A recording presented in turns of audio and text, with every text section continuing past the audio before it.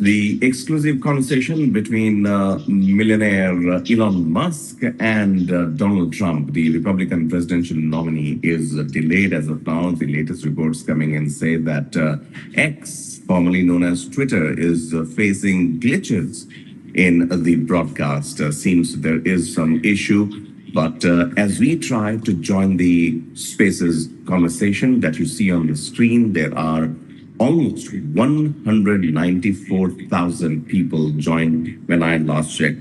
And it has been hovering between 200K to 190K, and such volume on spaces I don't think has ever been witnessed, because Donald Trump is back on Twitter. That is a news in itself. But a bigger news is that Twitter, former name Twitter, now known as X, is facing technical issues. This would definitely call for some action at the X headquarters, and also how would Elon Musk look at it remains to be seen. As of now, the whole world is watching this Twitter space. When at around half an hour, 45 minutes ago, almost an hour ago, when Elon Musk tweeted saying that the spaces would begin in 45 minutes, that particular tweet was viewed by 5 million, over 5 million users. This tells you the intensity, the magnanimity of this whole episode of this Twitter conversation, and what a better way to start the return of Donald Trump to Twitter with a Twitter Spaces. It seems, as we have seen happening all across the globe at different time zones, that if there is the subscribers or the users who are above the usual number, then at least in India we have seen the software crashes or it doesn't operate properly. And this is what is happening with X, also one of the social media platforms used by almost all and sundry.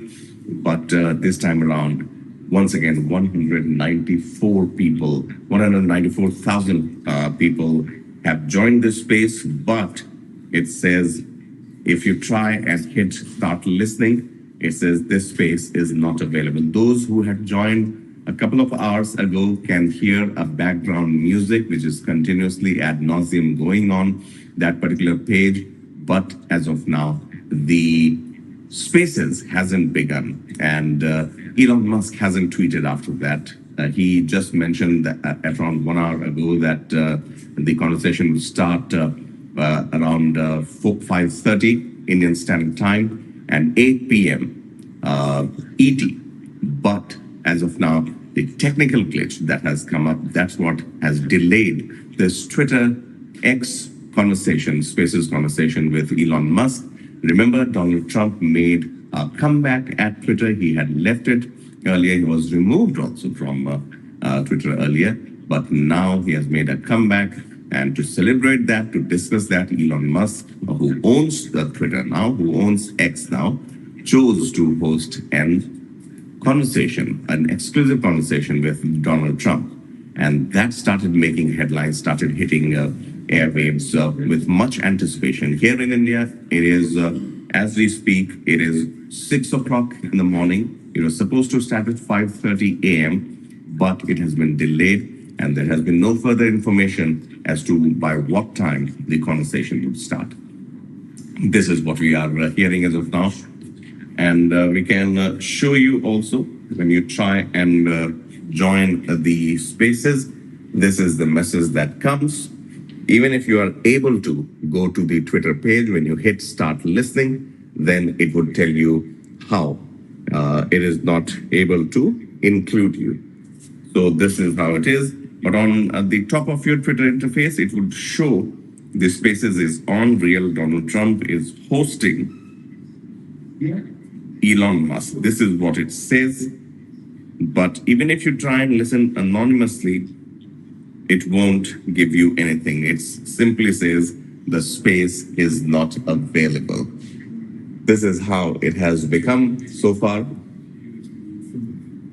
One would say definitely with this kind. మీరు చాలా travel చేస్తారు. చాలా తక్కువ కాదు చాలా. నీ స్టైల్లో తనకు చెప్పు. అరే చెప్పు. In London winter with a hot cup of tea near the marvelous Big Ben. It's stupendo Italiano pizza at Leaning Tower of Pisa. మళ్ళీ రాజస్థాన్ తిరిగి వచ్చాను. దాల్ బాటి చూర్మా బికానర్ నుంచి సూర్మా. అఫోర్డ్ ఎలా చేస్తావు? Might Agoda, book now and get a law ride. పొందండి అద్భుతమైన prices across 3.9 million hotels and homestays.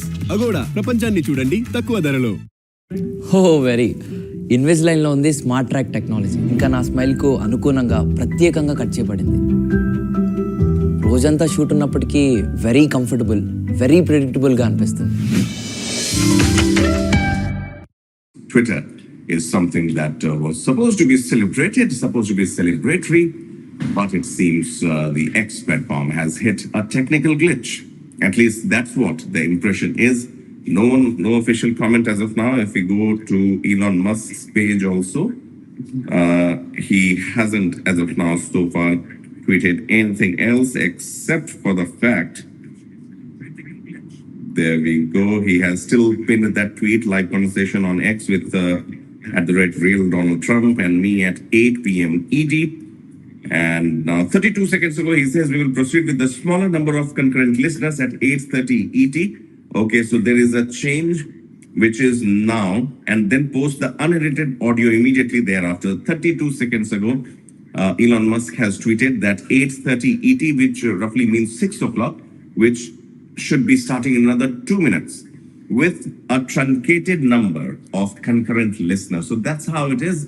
Because of the sheer volume of the listeners that had tuned in to the Twitter space, which was roughly going out to around 200K or even more than that. We are in this part of the world which is showing 200K. But now Elon Musk has tweeted saying we will proceed with the smaller number of concurrent listeners at 8:30 ET. Eastern Standard Time, and then post the unedited audio immediately thereafter. This is the tweet, if we can show it. Elon Musk saying that concurrent users would be reduced, they would be restricting the entry, and then so those who have already logged in, I think they can stay 194, not beyond that. And after that, let's see what is the status of the number of users as of now.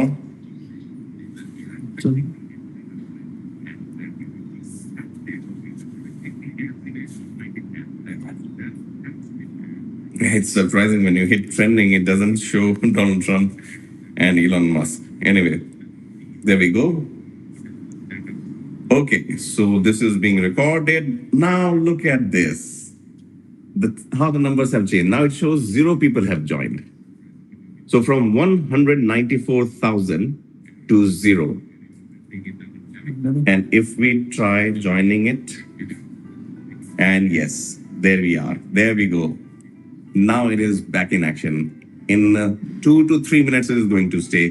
If you would see from 0 to 288K, X it seems has fixed the glitch. Now everyone can join in, and this is how it is as of now. Even I have been allowed to join earlier on, 20 minutes ago, before the start at 5:30 Indian Standard Time. It was not allowing, but now you would see it is allowing people to join, but a limited number would be there. 288K, roughly 300K. 300K is almost 200K, short of 500,000. So that's the kind of users that we have as of now. So the news from California, I would say, from the X headquarters, is that the renewed timing has been shared, and it will be starting at 6 o'clock Indian Standard Time, which is already there. But it's 1 minute past 6 o'clock. It is 8:31 p.m. ET in the United States as we speak. But look at the sheer volumes, 596K, 613K people have joined this space. I think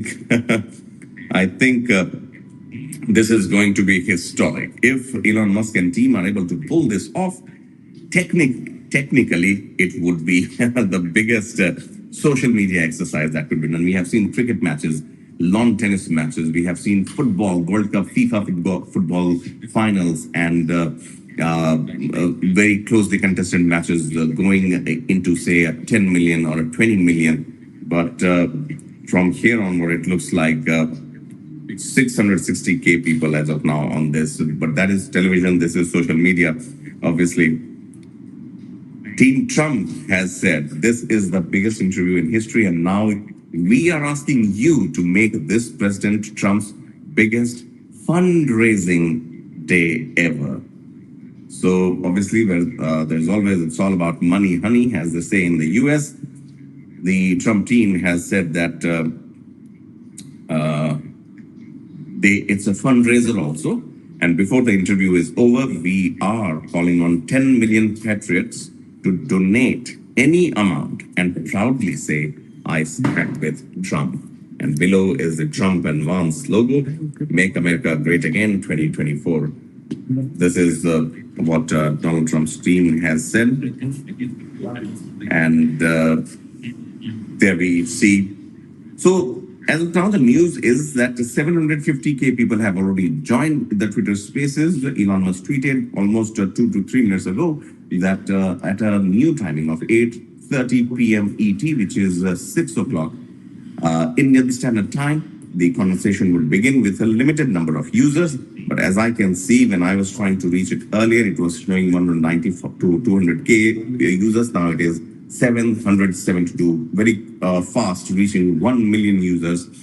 1 million users on Twitter Spaces, something that whether the bandwidth, whether Elon Musk and its team can handle it or not remains to be seen. I'm sure they will pull it off.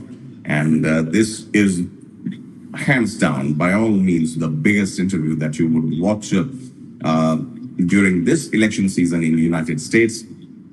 Elon Musk, who has been very supportive of Donald Trump and his cause and his backhanded criticism of the Democrats, especially Kamala Harris, and supporting Donald Trump in whatever he says and means is something that has been making headlines. So no need to say Elon Musk obviously was the right man, is the right man to get Donald Trump on a discussion table and discuss his return, Donald Trump's return to Twitter, and also Donald Trump's team is saying that it's a fundraiser also for which the patriots, as Donald Trump's team is saying, that they are asking them and imploring them to donate any amount that they could do and say, I stand with Trump. But speaking, I have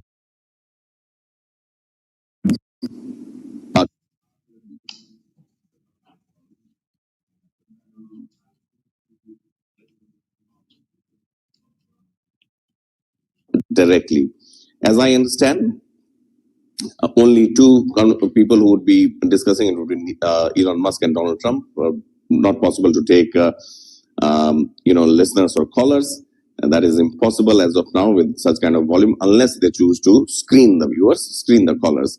838K, 846K is the total number of people that are listening to this now.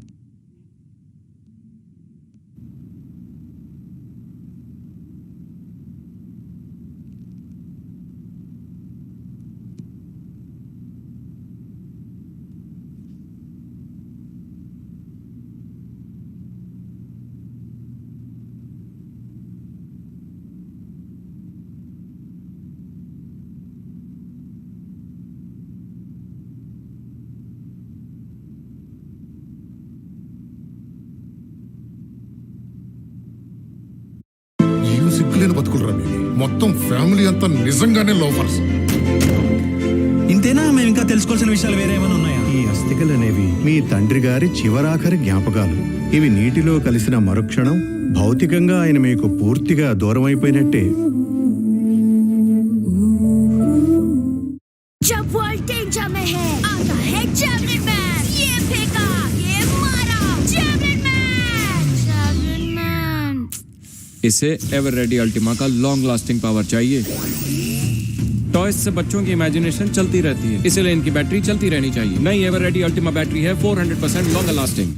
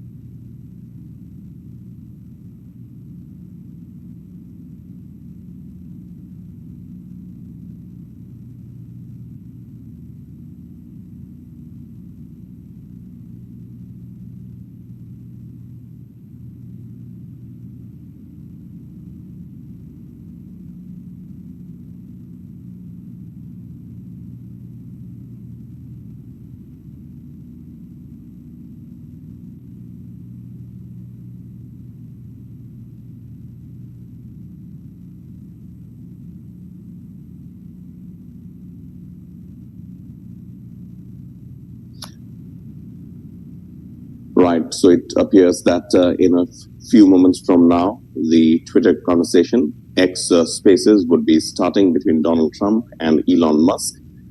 On your screen, you can see both the speakers, Donald Trump and Elon Musk, have a microphone which has been slashed in red color as of now, which means those are the two speakers.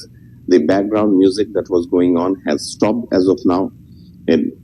It obviously appears that with a delay of 11 more minutes, the Spaces conversation would start with a limited number of listeners. And we are also waiting, just like the rest of the world, how and when the conversation would start. Both the verified, there we are. It has started. All right, hello everyone. My apologies for the late start. We unfortunately had a massive distributed denial of service attack against our servers, and saturated all of our data lines. Like basically hundreds of gigabits of data were saturated. We think we've overcome most of that, and so it's now time to proceed. But as this massive attack illustrates, there's a lot of opposition to people just hearing what President Trump has to say, and but I'm honored to have this conversation. I want to emphasize it's a conversation, and it's really intended to just get a feel for what Donald Trump is just like in a conversation. It's hard to catch a vibe about someone if you just don't hear them talk in a normal way. And when there's an adversarial interview, like no one's themselves in an adversarial interview. So this is really aimed at kind of open-minded, independent voters who are just trying to make up their mind. So you can understand like what is what is it just like to have a conversation? So honored to Donald, great to speak. We had a great conversation yesterday. As you mentioned yesterday, if we could just record that conversation and post it, it would have been excellent. And I hope we can have something like that today. Well, I think we will. I'm pretty sure we will. And congratulations, because I see you broke every record in the book with so many millions of people, and it's an honor. We view that as an honor. And then you do want silencing of certain voices. Usually those are voices that have something to say that are constructive, oftentimes constructive. And so we have to consider it an honor. But congratulations on breaking every record in the book tonight. That's great. Well, thank you. Maybe we could start off with I mean, the assassination attempt, which was an incredible thing, and I have to say that your actions after that assassination attempt were inspiring. You instead of shying away from things, instead of ducking down, you were pumping your fist in the air and saying, "Fight, fight, fight!" And I think that's, I mean, the president of the United States represents America, and I think that is America. That is strength under fire, and so that's a big part of the reason why I was excited to endorse you as the president of the United States for having another term here. Is that was just incredibly inspiring. But I mean, what was it like for you? Not pleasant. I have to be honest. I said there was blood. I had more blood. I didn't know I had that much blood. The doctors later told me that the ear is a place that is a very bloody place if you're going to get hit. But in this case, it was probably the best alternative you could even think about, because it went at the right angle, and it was a hard hit. It was very, I guess you would say, surreal, but it wasn't surreal. I was telling somebody, you have instances like this, or like a lot less than this, where you feel it's a surreal situation, and I never felt that way. I knew immediately that it was a bullet. I knew immediately that it was at the ear. Yeah. And because it hit very hard, but hit the ear. And I also heard people shout, "Bullets, bullets!" Get down, because I moved down pretty nicely, pretty quickly, and we had bullets flying right over my head after I went down. So I'm glad I went down. The bigger miracle was that I was looking in the exact direction of the shooter, and so it hit me at an angle that was far less destructive than any other angle. So that was the miracle. That was for those people that don't believe in God. I think we got to all start thinking about that. You have to, I'm a believer now. I'm more of a believer, I think, and a lot of people have said that to me. A lot of great people have said that to me, actually. But it was amazing that I happened to be turned just at that perfect angle, and all because I put down a chart on immigration that showed that the numbers were so great. I love that chart even more maybe now. It's a sign. Maybe that's a sign. It's an immigration sign. You highlighted a serious issue, and at that moment, the bullet missed your, hit your ear, but missed your head. I mean, the amazing thing is that the sign, I said, bring down that sign on immigration, and it was literally about an eighth of a second where it would be good, and after that it was going to be a disaster, no matter which way you were facing. But it just had that perfect angle, which was exactly at this shooter. Very sad situation. Such a sad situation. As you know, we lost somebody that was great, Corey, who a firefighter, a great gentleman, a great trumper. He was just a fantastic family and a fantastic man. And a friend of mine came up, Elon, and said, "I'd like to give the family some kind of help." And I said, "All right, that's great." He said, "Do you mind?" I said, "I don't mind at all." And he wrote out a check for $1 million, gave it to the wife. And, she said, "This is really nice, but I'd rather have my husband back," which is a nice thing for somebody to say, to be honest. She's great. The family is great. And we raised a lot of money for them and for two other gentlemen are unbelievable people also. They were hit really badly. They thought they were not going to make it, and they did. The doctors in the Butler area, I tell you, they were incredible. They saved the two, and they were really hit tough, both of them, equally. And we thought, my first question was, because I heard bullets flying over me, I said, how many people were killed? Because we had a massive crowd there, a tremendous thousands and thousands of people, and there was no land. I mean, it was all people. So I said, how many people have been killed? Because I knew there were other shots being fired. And they said, we don't know yet, but some people have been badly hurt. And I have to give the Secret Service sniper, they call him, or sharpshooter, but sniper, because he didn't know there was a problem. He's an extraordinary shot. obviously, and he didn't know there was a problem. And he was able to pick it all out within 5 seconds. And he used one bullet from very far away, I guess probably about 400 yards. The shooter was 130, but he was on the opposite side of the field and the podium. And he saw the smoke and the flame from the gun, immediately recognized it, and immediately took a shot. And it was one perfect shot from very far away. And if he didn't do that, Elon, he would have. I mean, if he would have, a lot more people could have been badly hurt and killed. So I have to take my hat off to him, because that's also a surreal. You know, he's been with them for 23 years, and he's never had anything like this. And all of a sudden he has to act, and it's a very tough thing to act and to be shooting somebody.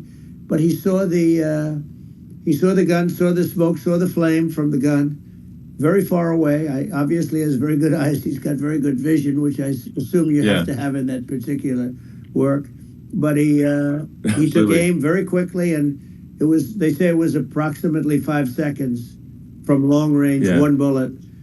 If that didn't happen, because the shooter had a lot of bullets, he had a lot of cartridges up there with him. So well, I mean that's clearly he was very confident in taking that shot to stop the attempted assassination. But I mean, there does seem to be some pretty significant failings elsewhere in the system. Like, there's just no way that, like, how on earth does a shooter get on a roof 130 yards away? That seems crazy. I think most people people are wondering how on earth could such a thing happen. Well, you know, I view it as two ways. There should have been nobody on the roof. There were people, because there were so many tens of thousands of people there. There were people that were seeing him, and there was one woman with a red shirt. Shadow APIs and poorly secured APIs put a big target on financial institutions, but there are 4 layers of solutions and strategies you can use to mitigate them. Find out what they are. God, I mean, it's like I guess for my part, and I think probably many members of the public are wondering how the heck are basically people wandering by pointing out there's a guy on the roof with a gun. And they're seeing it, but somehow it's not being addressed. That does seem crazy. Well, they're going to learn from this. The communication between the local police, who sort of had an idea, and then ultimately a man lifted himself up to the roof, could barely do it because he was pulling himself up, and he saw the man with the gun. The man with the gun pointed the gun at him. He thought he was probably going to get shot, but he was like pulling himself up, and because of that he couldn't get to his gun, and he fell down, actually very badly hurt his leg, his ankle, I hear, very badly, but he fell down. And he did, from what I understand, he did say there's a guy up there with a gun, and the shooting started very quickly after that. I think it forced the shooter to go maybe quicker. You're supposed to be a very good shot. My sons, Don and Eric, they can't believe what happened, but they said from 130 yards, a bad shot would hit that target almost every time. They said it's like in golf, sinking a 2-foot putt. Yeah, it's not a tough shot. It's not a long shot. The Secret Service person had the long shot. He had triple the distance, actually. So it was a terrible thing.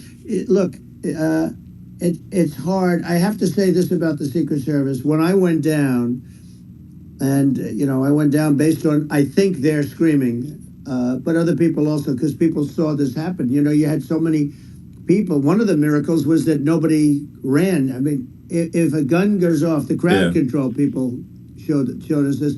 When guns go off, and it does happen in stadiums, at a soccer match or some kind of a match, everybody flees. They call it a stampede, like cattle.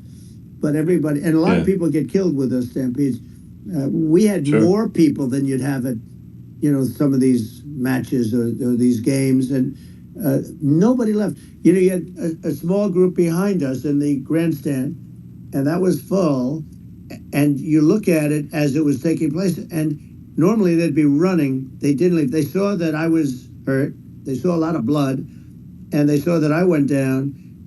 And it's almost like they wanted to be with me. Well, out front, you had thousands, tens of thousands of people. As far as the eye could see, you had people in Butler, as far as the eye could see, and a lot of press too. There was, many cameras on watching this.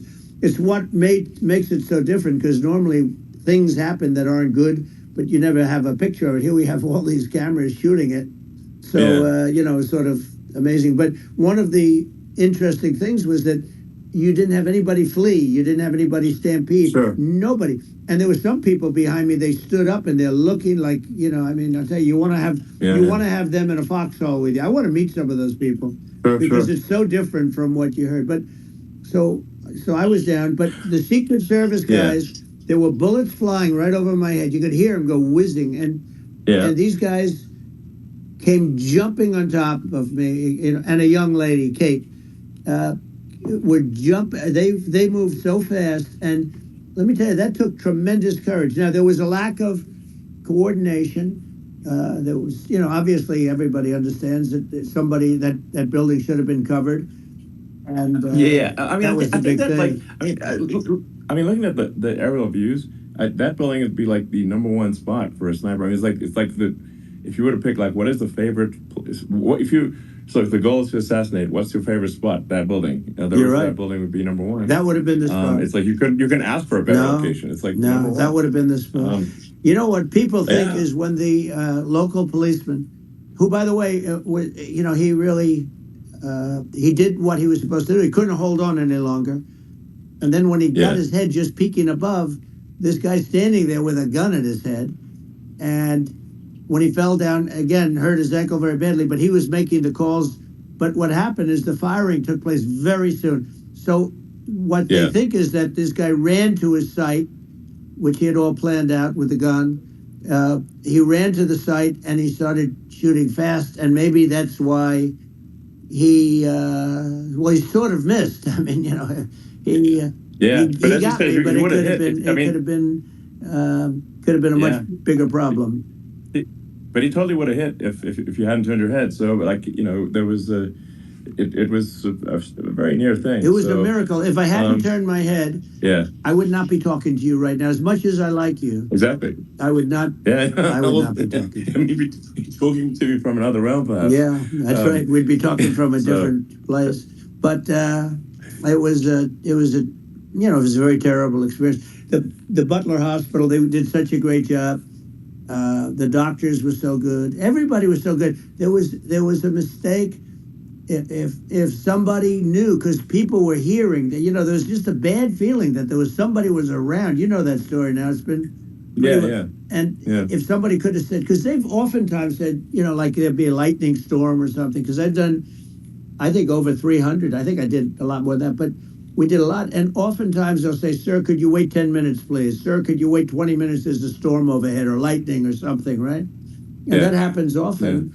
And this would have been a perfect time for that to have happened. But it didn't get coordinated. That was the problem.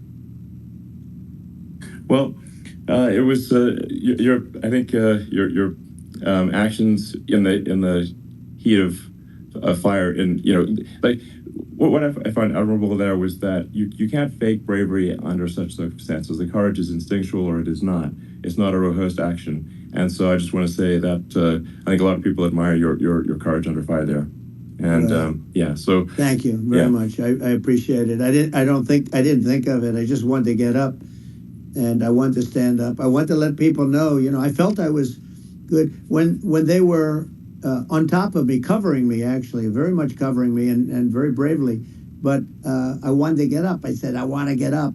And they wanted, they have everything there. They wanted stretcher. I didn't like the stretcher. And I knew I was hit in the ear, but I knew I wasn't hit anywhere else. They felt I was hit someplace else because it was such a lot of blood.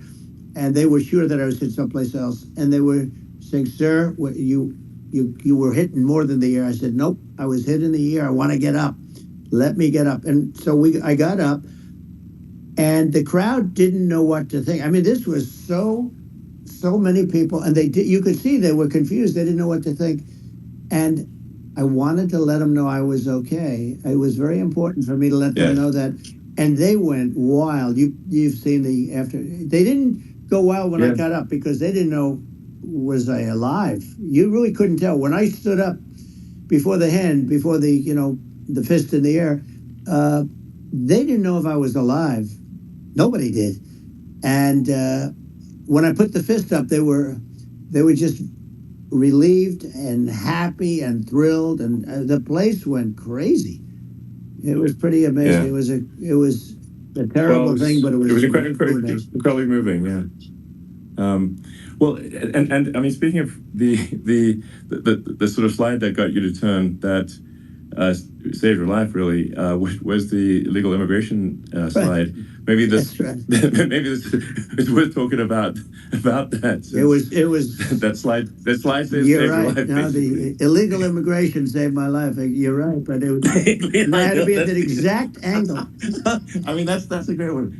saved by illegal immigration. You know, the incredible thing though, when you talk about the odds, you had to be exactly at that angle. But the incredible thing is that the chart, I used it less than 20% of the time. It was just a moment. Yeah. It's always on my left, never my right, and it's always at the end of the speech. So here we have it. It's on the right, not the left. It's at the beginning, not the end. And even the people that put it up, they were unprepared, and they did a great job. They got it up immediately, fortunately. But I looked to the right, and the bullet came whizzing by, hitting my ear. So it was amazing. But when you think of the odds of that, and you know that normally you wouldn't use it. Normally I wouldn't have the thing, and then it would have been a very different story. It's very much, I say, an act of God. It's a miracle that it happened, and I'm honored by it. I'm honored by it. Well, what were you about to say about illegal immigration before you were rudely interrupted? Well, I was going to say how good the numbers were. By the way, we're going back to Butler, and we're going to go back in October. We're all set up, and the people are fantastic in Butler. It's a great area. These are incredible people. Like the three that, in the case of Corey killed, and the other two, the families I got to know them a little bit, and the families are great. But we're going back to Butler, and I think I'll probably start by saying, as I was saying, prior to being so horribly interrupted. But so rudely interrupted by an assassination attempt. But the chart. Some people have no manners. Elon, the chart was just a chart that in my last week we had the best illegal immigration numbers, meaning stopping. It was at the lowest. You've seen the chart. It's become quite a famous chart. But that was the lowest point ever recorded. It was a really, I was very proud of those numbers. And then you see what happened with these people, Kamala and Joe.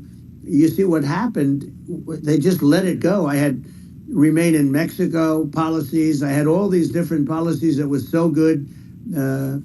Guys like Tom Homan and Brandon Judd from Border Patrol. These are all people that they've been on television. They says the best numbers we've ever had. We had so many different checks. Catch and release in Mexico, not the United. We had catch and release in the United States. We had it in Mexico. We had so many things. We had things where many people come in there, they have contagious diseases. We had everything passed. If you have a contagious disease, I'm sorry, but we cannot allow you into the country. So we were setting literally records, and all I was doing is showing that, and I use it sometimes, and in this case, I'm glad I used it. I can tell you that, but. This Rakhi, give your siblings what they had once. Was the border czar. Now she's denying it. Everything that I do, she's saying she was strong on the border, and we're going to be strong. Well, she doesn't have to say it. She could close it up right now. They could do things right now. It's horrible. No tax on tips, and all of a sudden she's making a speech and saying there will be no tax on tips. I said that months ago. And by the way, they had just the opposite. They had not only tax on tips, but they hired 88,000 IRS agents, and many of them were assigned to go get waitresses and caddies and all of this on tips. They have a policy. They had a policy that they were really going to go after you. And were really harassing people horribly. And then all of a sudden, for politics, she says, she comes out with what I said, which I think is terrible. And I think it's also hitting them very hard. These people are fake. Now they're also saying they did a good job in the border. We had the worst numbers in the history of the world, not of our country. There's never been a country in history that has had a catastrophe like this. We've had, I believe, and I think you believe this too, you hear 12 million, 13. I believe it's over 20 million people came into our country, many coming from jails, from prisons, from mental institutions, or a bigger version of that is insane asylums, and many are terrorists. And I'll tell you what, they're coming not just from South America, they're coming from Africa, they're coming from all over the world. They're coming from Asia, they're coming from the Middle East, they're coming from countries that are stupidly and horribly bombing Israel October 7th.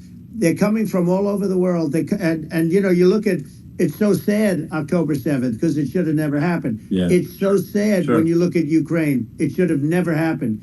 We have a defective government. These are defective people, and they're not people that should be running it. But where you see it the best is the border, because you have millions of people coming in a month, and then she gets up and she tries to pretend like she's going to do something. She had 3.5 years. And by the way, they have another 5 months that they can do something, but they won't do anything. It's all talk. She's incompetent and he's incompetent. And frankly, I think that she's more incompetent than he is. And that's saying something, because he's not too good. Yeah. No, I think it is essential to have a secure border. I mean, you're really not a country unless you have a secure border. And secure elections, too. Absolutely, secure elections, and so it's just essential to have a real border, or we can't function as a country, and our our central services are being overwhelmed in a lot of cities, but as we were talking about earlier, I think having a legal immigration process that is smooth and efficient and done well, and I'm speaking as someone who is a legal immigrant, I think like one way to think of it is, who do you want on your team? Who do you want on Team America?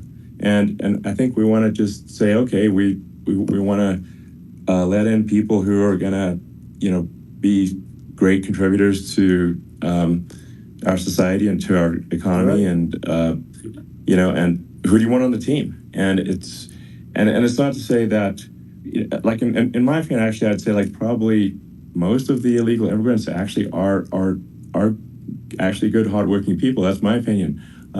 But some are not, and you just have this sort of adverse selection process where, if somebody's if somebody's like has a career in theft or robbery, I don't understand what's taken them so long to get here. Because we're such a target-rich environment. Why aren't more people who have a career in, bad things coming here sooner? Because it's a piece of cake to go rob, houses in LA or New York, compared to other parts of the world, and in a lot of places in America, if you try to stop the person who's robbing you, you'll be arrested. So it's right. I mean, what's happening with crime, and our police are so good, but they're not allowed to do their job. But I have to tell you, Elon, I hate to say it, because it's such a downer to say it. I hate to say it. I hate it. But you have a lot of people that just shouldn't be. I think it's a much bigger number than you think. They're allowing, again, they're allowing people from their jails. And if you were running one of these countries where they're coming from, you would have had all of them. As an example, Venezuela, their crime is down 72%. They're taking their drug dealers. They're taking, frankly, their prisoners. They're emptying out their prisons. They're taking their criminals, their murderers, their rapists, and they're delivering them into. That's what Castro did. Yeah, well, he did on a much smaller scale. Yeah. It was a much smaller scale. But this is a massive scale, because this is being done worldwide. But here's what's happening: crime all over the world is down. And wait till you see the numbers that we have. This is migrant crime. This is crime that's going to be. And I saw it today in New York where somebody was knifed where they raped the girlfriend of a man that stood there watching in New York in one of the shelters and started pulling out the knives, and bad things happened today. But this is happening every day. These are rough people. These are people that are in jail for murder and all sorts of things, and they're releasing them into our country, and they're telling them, if you come back, we're going to kill you. We're going to give you the death penalty or kill you. So they don't want to come back. But these are rough people. Yeah. These are criminals that make our criminals look like nice people, and it's horrible what they're doing. And she's in charge of it because, you know, now she's trying to say she had nothing to do with it. And she's such a liar because she was called the border czar the first day, and it was on the headlines of every newspaper. She's the border czar, and she never even went there. She went to one location which had nothing to do with where the problem is. You know, she went in and out, I guess, because she was getting a lot of press, but had nothing to do with the problem is. But she was the border czar, and people can't allow them to get away with their disinformation campaign. Now she's trying to say that she wasn't really involved, and the whole thing is horrible. She was totally in charge. She could have shut the border down without him. He didn't know what he was doing anyway, so he wouldn't have even known what happened. You could shut the border down. He wouldn't even know the difference. But the fact is that she was border czar. But if you don't have to call her that, the fact is you could just call her, she was in charge of the border, and the border was the worst ever. It's simply not working. No, it's horrible. Whether it's a question of intention or competence, either way, we don't have a secure border, and we have people streaming over like it looks like a World War Z zombie apocalypse at times. And you know, sometimes you got to sort of wonder, like, is it real or not? So because you see things, you're like, is it real? I went to the border at Eagle Pass, and I saw for myself in Texas, and I was like, okay, it's real. I'm like seeing this in real time. I actually posted the video like just live. I just flew there one day and just to see, hey, is this made up or real? And I'm just seeing people stream across the border, and I, at least the people that I saw did not look friendly. These are people can look at my video and say, hey, these people look friendly. I don't look super friendly. So these are people that Elon would not be the same man if he had to walk across the street and look these people in the eye. These are rough people. These are really rough people coming across. And I know rough people. And these are people that we don't want in our country. And, the caravans are coming in, and they're putting, and who's doing this are the heads of the countries. And you would be doing it, and so would I. And everyone would say, oh, what a terrible thing to say. The fact is, it's brilliant for them because they're taking all of their bad people, really bad people. And I hate to say this, the reason the numbers are much bigger than you would think is they're also taking their non-productive people. Now, these aren't people that will kill you. We have enough of them. But these are people that are non-productive. They are just non-productive. I mean, for whatever reason. They're not workers, or they don't want to work, or whatever. And these countries are getting rid of non-productive people in the caravans in many cases. And they're also getting rid of their murderers and their drug dealers and the people that are really brutal people. And they're coming into our country at levels that have never been seen before. And I saw an ad just before I got on the air. I'm walking over here, and I saw an ad by Kamala saying how she is going to provide border security. Where has she been for 3.5 years? For 3.5 years, we have 20 million people for it. It's a terrible. Yeah, I think this, frankly, I think this is a fundamental existential issue for the United States.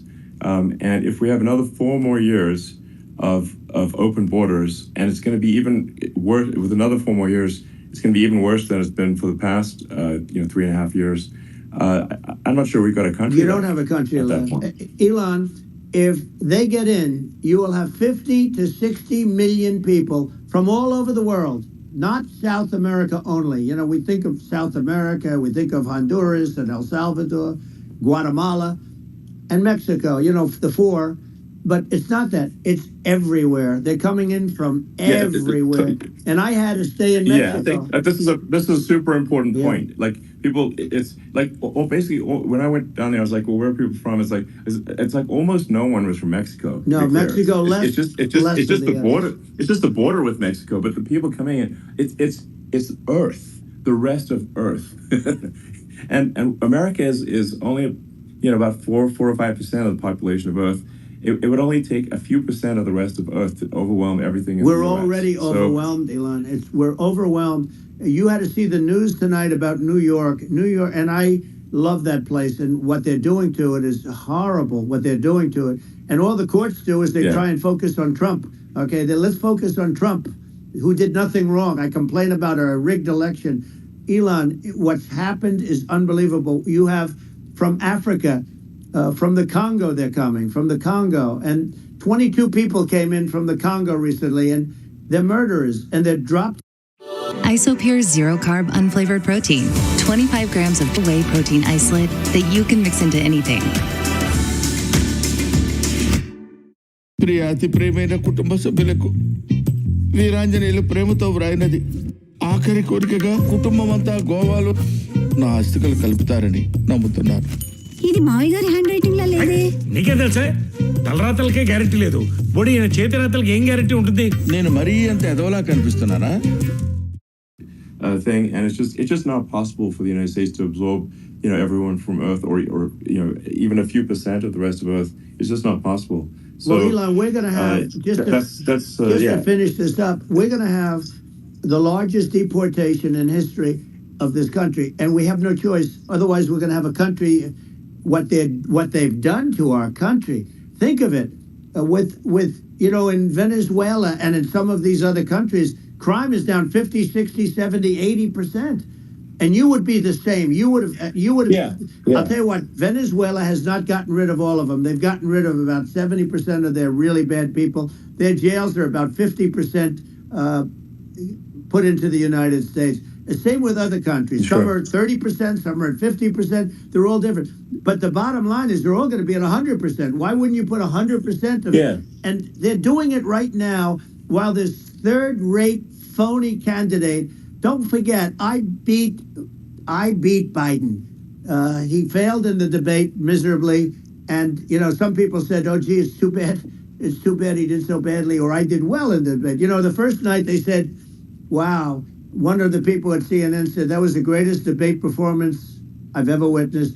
And then 2 days later, they didn't talk about that. They just said he was bad. But that's okay. That's the way I get treated, and I don't mind that at all. What I can tell you is this. We cannot have a Democrat. We cannot have her. She's incompetent. She's as bad as Biden in a different... Look, she hasn't done an interview since this whole scam started. And say what you want. This was a coup. This was a coup of a president of the United States. He didn't want to leave, and they said, we can do it the nice way, or we can do it the hard way. They just took him out back behind the shed and basically shot him. What they did with this guy, and I'm no fan of his, and he was a horrible president, the worst president in history. And one of the reasons he was so bad, first of all, the Israeli attack would have never happened. Russia would never have attacked Ukraine, and we'd have no inflation. And we wouldn't have had the Afghanistan mess, if you think of it. And we wouldn't have had Afghanistan. But we think of it. You take a few of those events away, and we have a different world. We would also have inflation was caused by oil. I think you're making an excellent point here, which is that when other countries can, that are thinking about invading or doing bad things, when they're thinking about that, they're thinking about, okay, what's the American president going to do? And do they fear the American president, or is it someone they do not respect and do not fear? And I think they would rightfully be. I mean, look at the footage of the assassination. They're like, okay, President Trump is like, don't mess with me. I mean, that's like, whereas I think people are not going to be, and they obviously have not been at all intimidated by Biden, and they certainly will not be intimidated by Kamala. And you have to really think of that in the context of global security. That if the American president is someone that, like, evil dictators are scared of, that makes a huge difference to the security of the world. So I had a good relationship with Putin, despite the Russia hoax that lasted for over 2 years. Just a hoax created by Hillary Clinton and Adam Schiff, some just bad people, just sick people, frankly. I mean, Schiff is a sick person. He's going to end up probably being a senator. It's hard to believe. The whole thing is hard to believe. But they put our country in danger with that stuff too. They actually, when they make up stories, and you have to fight your way out of it for a long time. But I know Putin very well. I got along with him very well. He respected me, and it's just one of those things. And we would talk a lot about Ukraine. It was the apple of his eye. But I said, don't ever do it. Don't ever do it. I shut down Nord Stream 2. That was the big oil pipeline, the biggest pipeline in the world going all over Europe. I shut it down. Biden came, and then they say, I loved Russia. I was a friend of Putin, and I loved Russia. No, he actually said to me one time, he said, if you're my friend, I'd hate to see you as an enemy. I shut down his pipeline, the biggest pipeline. They were looking at that to fund, and this pathetic president gets in there. And the first thing he did, one of the early things he did, is he shut down Keystone XL pipeline, which is our pipeline that would have employed 48,000 people, pipeline workers. Shuts it down. That was, a massive job that Obama refused to allow. Yeah. I allowed it in my first week because it was jobs and it moved oil. And by the way, in a much more environmentally friendly way. It's underground. It's not a truck that catches on fire or a train that catches on fire. But think of it. He shut down the XL pipeline, the Keystone XL pipeline. Yeah. He shuts that down, and he approves the Russian pipeline. Yeah, it doesn't make Right? any sense. It's inconsistent. Certainly, but I mean, I think it's just worth emphasizing, to listeners, the immense importance of whether the United States president is intimidating or not intimidating, and how much that matters to global security, because there's some real tough characters out there, and if they don't think the American president is tough, they will do what they want to do. I know every one of and them. that puts the whole world in danger. Elon, I know every one It's of a them, big and I know deal. them well. I know Putin, I know President Xi, I know Kim Jong-un of North Korea. I know every one of them. And let me tell you, people will say, oh, this is terrible. He said, I'm not saying anything good or bad. They're at the top of their game.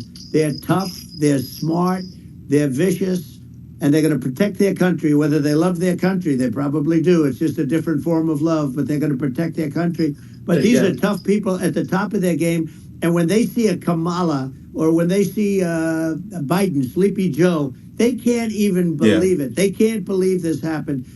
All the stuff that you're seeing now, all the horror that you look at Israel, they're all waiting for an attack from Iran. Iran would not be attacking, believe me. When I was there, and I say it with respect because I think we would have been good with Iran. I don't want to do anything bad to Iran, but they knew not to mess around. Iran was broke because I told China, if you buy from Iran oil, it's all about the oil. That's where the money is. But if you buy oil from Iran, you're not going to do any business with the United States. And I meant it. And they said, we'll pass. Yeah. They didn't buy oil. Other countries, likewise. Sure. You want to buy, you're not doing business with the United States. And they were at a point where they had no money for Hamas. They had no money for Hezbollah. They had no money for any of these instruments of terror. And it was amazing. In fact, there were articles when I was leaving, which is hard to believe, actually, especially when you look at what's happened to our country. Our country is so bad right now. It's such a different place. We were respected. Think of it. 4 years ago, we were so respected to a point where when I said don't buy oil, they didn't buy oil. But they had no money, and Israel would have never been attacked. Zero chance. And again, I said to Vladimir Putin, I said, don't do it. You can't do it, Vladimir. You do it, it's going to be a bad day. You cannot do it. And I told him things that what I do, and he said, no way. And I said, way.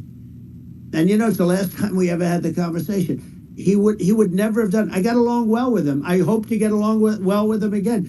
Getting along well with them is a good thing, not a bad thing. I got along well with Kim Jong-un. When I met with President Obama just before entering, it's a sort of a ritual, and I sat down with him and we talked. It was supposed to be for a very short period of time. It turned out to be a long period of time.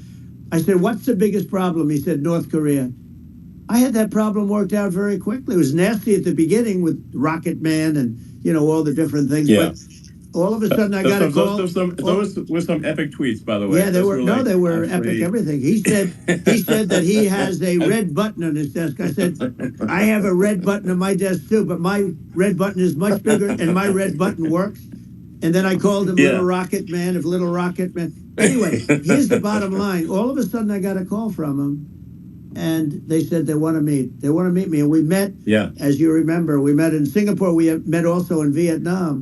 And I got along with them great. We were Yeah. in no danger. It- But yeah. President Obama, It's because they thought respect- we were they going to respond- end up in yeah. a war, a nuclear war with him. And let me tell you, he's Yeah, got a so lot of true. nuclear stuff, too. Exactly. He's got plenty of nuclear. It's- He can do plenty of it's- damage. it's- So, Yes, I mean it's because people like Kim Kim Jong Un, they respond to strength, not weakness. well, And- he and I if he you and I project had a good strength, relationship. you're Remember, Yeah. I met him and we walked onto his land. Nobody ever walked onto his land before. I walked onto. I wouldn't say. Yeah, Let's bring that up was cool. Secret Service again. I wouldn't say they were thrilled when I did that. I walked onto his land, and it was an amazing period.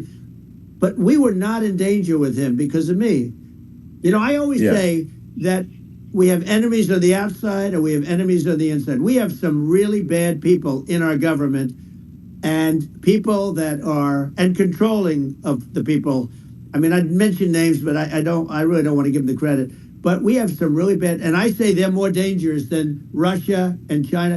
If you have a smart president, a president that gets it, we are not in danger from those countries because they need us and they need our help. I mean, we forced Obama, if you think about it, Obama and Biden, and Bush to a certain extent, in all fairness, forced Russia and China together. And if you're a history student, the first thing you learn is you cannot let Russia and China align. But then they also got, if you take a look, Iran, and they have North Korea.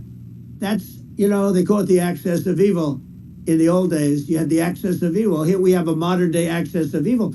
These are powerful countries, very heavy nuclear, which is the biggest threat. Yeah. The biggest threat is not global warming, where the ocean's going to rise 1/8 of an inch over the next 400 years. And you'll have more oceanfront property, right?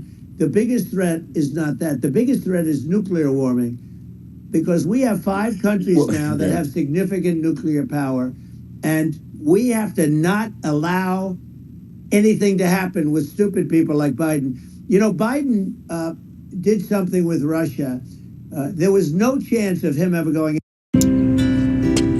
ఒక్క నిమిషం నీకు ఇది చేయడం అంటే ఇష్టమని నాకు తెలుసమ్మా కానీ ఎవరి దిష్టి తగలకూడదు అమ్మా కాలం మారిపోయింది. మీ అందాన్ని ఆరాధించడం ఇంకా ఇతరులకు స్ఫూర్తిగా నిలవడం ఇదే యంగ్ ఆలోచన. Be a NATO country. Now, Russia, for as long as there's been NATO, has said we're never going to agree to that. And we go right up front and say that. And we did things and said things through this president with a low IQ, very low IQ. He had a low IQ 30 years ago, by the way, but now he might not even have a IQ at all. There's nothing on the board that goes this low. He said things that were so stupid that war would have been, that war had zero chance of happening if I were there. Zero chance. He was saying everything the opposite. Everything the opposite.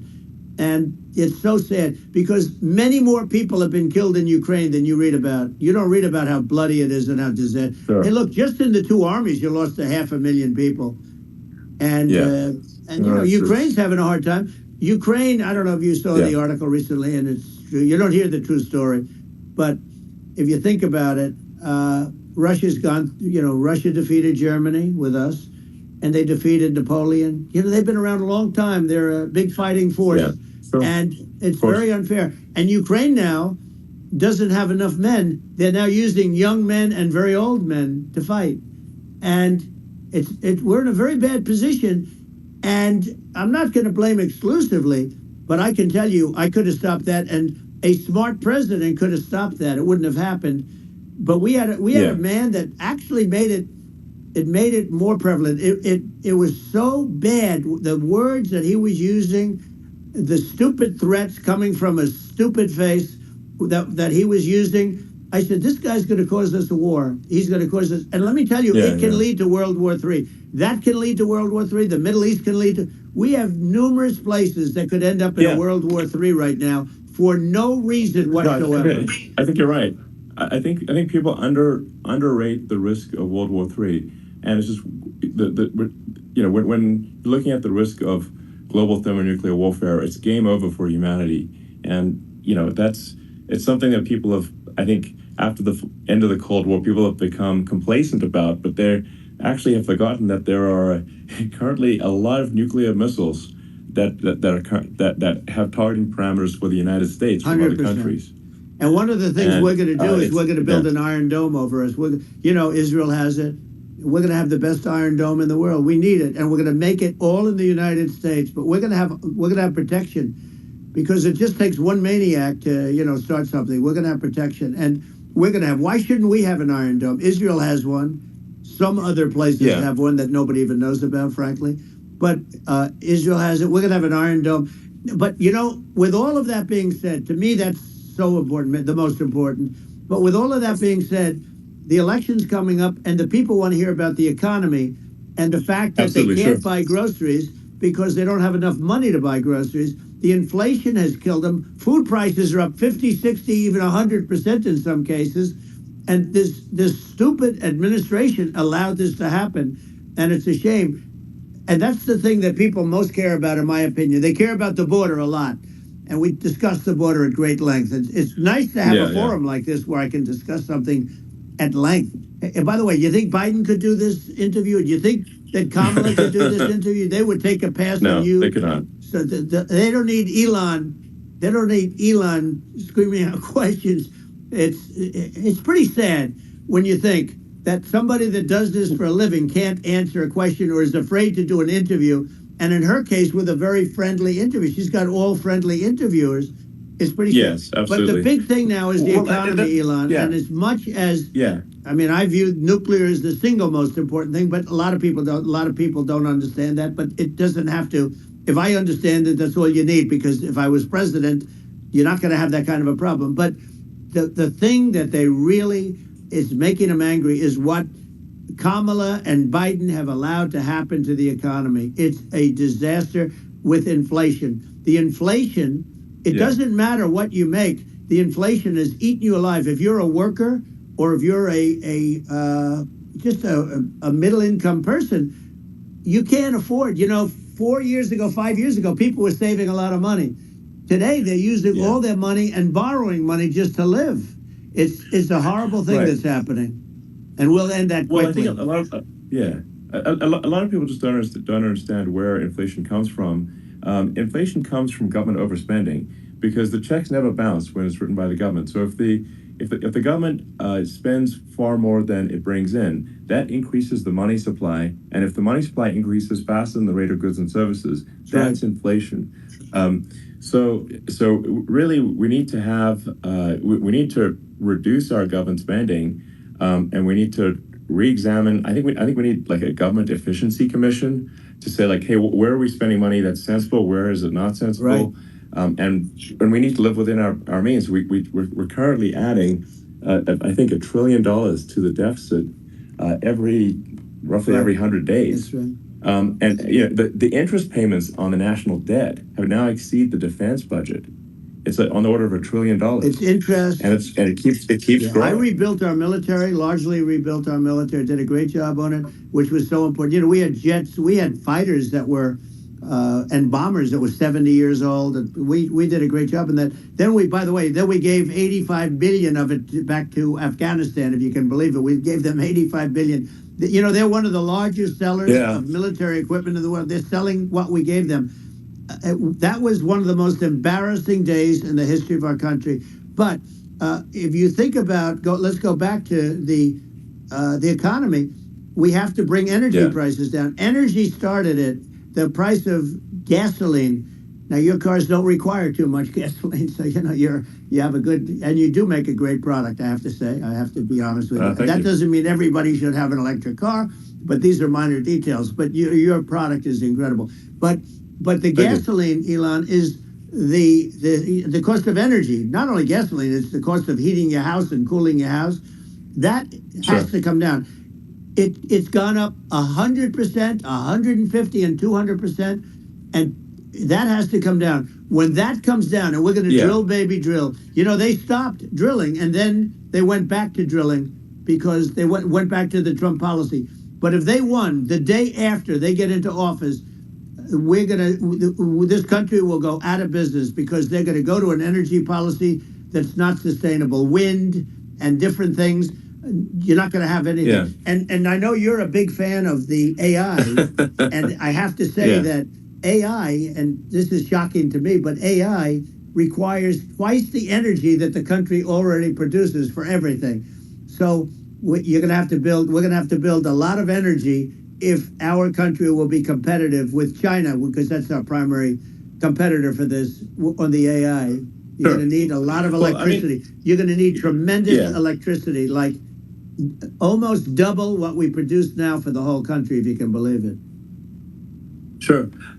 Well, just going, back to this, like this basic thing, which that people try to make it sound complicated, but it's not. But inflation is caused by government overspending. Right. Would you agree that we need to take a look at government spending and have perhaps a government efficiency commission that just tries to make the spending sensible and so the country lives within its means, just like a person The does? waste is incredible, and nobody negotiates prices. You used to have a lot of people making jets, and you end up with two companies, and they'll probably try and merge at some point. I mean, I wiped through it. Like Air Force, just a thing like Air Force One. One of the first documents they asked me to sign, a general said, "Sir, will you please sign this document?" And what is it? Air Force One. That's with Boeing, which is basically two planes, two 747s. And the price was $5.7 billion for two planes. Now, now they're highly sophisticated. That's insane. They're even nicer than your plane, okay? But much more sophisticated. They're very, I won't say what's on it, but they got a lot of stuff on it. Anyway, but it's 5.7. That's a crazy it's number. a crazy number, but I said, I'm not going to pay 5.7. I'm not going to do it. I said, who made the deal? Obama and his people. I said, well, then I know the deal's no good. I'm not going to do it. And over a course of about 4 weeks, by my saying I'm not going to do it, I got the price reduced by $1.6 billion for the exact same plane, other than we had a nicer paint job, if you want to know the truth. But for the exact same plane, I saved one. And I said to Boeing, man, you guys must make a lot of money if you can reduce the price by that. But now what I do hear is that they're going back to the Biden administration and wanting big cost overruns, because they see these dopey suckers in there, and they'll end up getting some of the money back. But I shaved it by $1.6 billion for the exact same plane. And you can now take that and multiply that out times thousands of other items. Multiply it by the zillion, numbers are astronomical. Yeah. I agree with you. Well, I mean, I think it would be great to just have a government efficiency commission that takes a look at these things and just ensures that the taxpayer money, the taxpayers' hard-earned money, is spent in a good way. And I'd be happy to help out on such a commission. I'd love if it were formed. Well, you're the greatest cutter. I mean, I look at what you do. You walk in and you just say, you want to quit? They go on strike. I won't mention the name of the company, but they go on strike, and you say, that's okay, you're all gone. You're all gone. So every one of you is gone, and you are the greatest. You would be very good. Oh, you would love it. But, if you look at Argentina... Well, I'd be happy to help by the way, out. congratulations. Yeah. I just looked at the number of people that are listening to you and I chat. We'll call it a chat. But congratulations. This is very good. I mean, it's great. And you're an interesting character. The new head of a place called Argentina, and he's a big, he's great. And he's a big MAGA fan, that. He ran on MAGA. And he took it to an extreme, too. He ran on MAGA, and I hear he's doing really a terrific job. It's called Make Argentina Great Again. It worked out perfectly. He came in, he bought a lot of hats, he brought everything. But he's doing a big job. He really cut. And I'm hearing they're starting to do pretty well. Inflation's getting down. They had like 2,000%. And they had inflation like not normal inflation. They had the real deal. But we're going to have that pretty soon. I think we have the worst inflation we've had in 100 years. They say it's 48 years. I don't believe it. I think we have the worst. They don't include a lot of the items that should be included, Yeah. Well, it's just from government overspending and not spending taxpayer money effectively, and having just like so many departments you can't even name them all, and what Malay is doing is he's cutting government spending, he's simplifying things, he's putting in regulations that make sense, and we're Argentina overnight is experiencing a giant improvement in prosperity. But it's also a lesson for the United States, which is that Argentina used to be one of the most prosperous countries in the world. In the 30s, 40s, and because of bad government policy, it ruined the country. And if you take Venezuela, for example, Venezuela should be incredibly prosperous. They have phenomenal reserves of everything, oil, everything, and it should be prosperous. But if the government's wrong, it impoverishes the people. And so I think we should not be complacent in the United States and thinking that and taking our prosperity for granted, because if with bad government policy, we can run the country into the ground. And that's just something people should bear in mind. Don't take prosperity for granted. Well, think of education. So we're ranked at the bottom of every list of the top 40. We're ranked number 40, number 38. Norway, Switzerland, Sweden, different countries are ranked good. Actually, China's pretty close to the top. They're a top 6 or 7. But we're ranked at the bottom, almost at the bottom, 38, 39, 40. In other words, horrible. And yet we spend more per pupil than any other country in the world. So we spend more. And what I'm going to do, one of the first acts, and this is where I need an Elon Musk. I need somebody that has a lot of strength and courage and smarts. I want to close up Department of Education, move education back to the states, where states like Iowa, where states like Idaho, not every state will do great, because states that basically aren't doing good now. You look at Gavin Newsom, the governor of California. He's terrible. He does a terrible job. So he's not going to do great with education. But of the 50, I would bet that 35 would do great, and 15 of them, or 20 of them, will be as good as Norway. Norway is considered great. You can name them. I mean, they're so good. Some of these countries are so good. But if you go into some of these really well-run states, we have states that don't know what debt is. We have states that have low taxes, no debt, everybody working. They're really well-run. Sure. And maybe they have certain advantages in terms of location, in terms of, the land or the sun and the water and the whole thing. There are a lot of advantages that some people have. But if you moved education back to the 50, you'll have some that won't do well, but they'll actually be forced to do better, because it'll be a pretty bad situation. But if you think about it, you'll have some of these states. I'll bet you'd have 30, 35 states. It'll be much better. And you know what it'll cost? Less than half what it is in Washington. And these people don't care about the students in these, faraway states. And it'd be unbelievable. Yeah. I think you're making a good point in that if the states have to if each state has to compete against other states, then people will naturally move to states where it's better. Well, like California, as we said, it's a badly run state. I could go through. I got so many friends that are in those states, even if they're Democrats. I hate to mention certain states, but Illinois is badly run with Pritzker. He's a real loser. But some of these places are just badly run. But it's almost going to force them to run better, and they won't do good initially. But you're not going to do worse than you're doing right now. And I would say that the cost, you would cut your cost by 50 or 60%. And you'd have a little monitor. You want to make sure they're teaching English, as an example. Give us a little English, right? Sure. Right? Yeah. No. I mean, too much. I mean, some of these governors are doing so badly. I mean, they got so many people moving out of their state. They should get U-Haul Salesman of the Year award because they're driving so much U-Haul. It's actually amazing. It's just people moving out. Isn't it amazing to you as a businessman that they can even survive? Like Illinois. So many people are leaving, and you wonder, how do they survive? I mean, how do they survive? I saw where you left California, and you moved to Texas. Texas does a great job. But, I mean, I just wonder, how do these states survive when big businesses, a big oil company just left California, as you know, and they moved to Texas. How do these big states survive when they lose so many businesses and their taxes are already really high? Their taxes are among the highest taxes.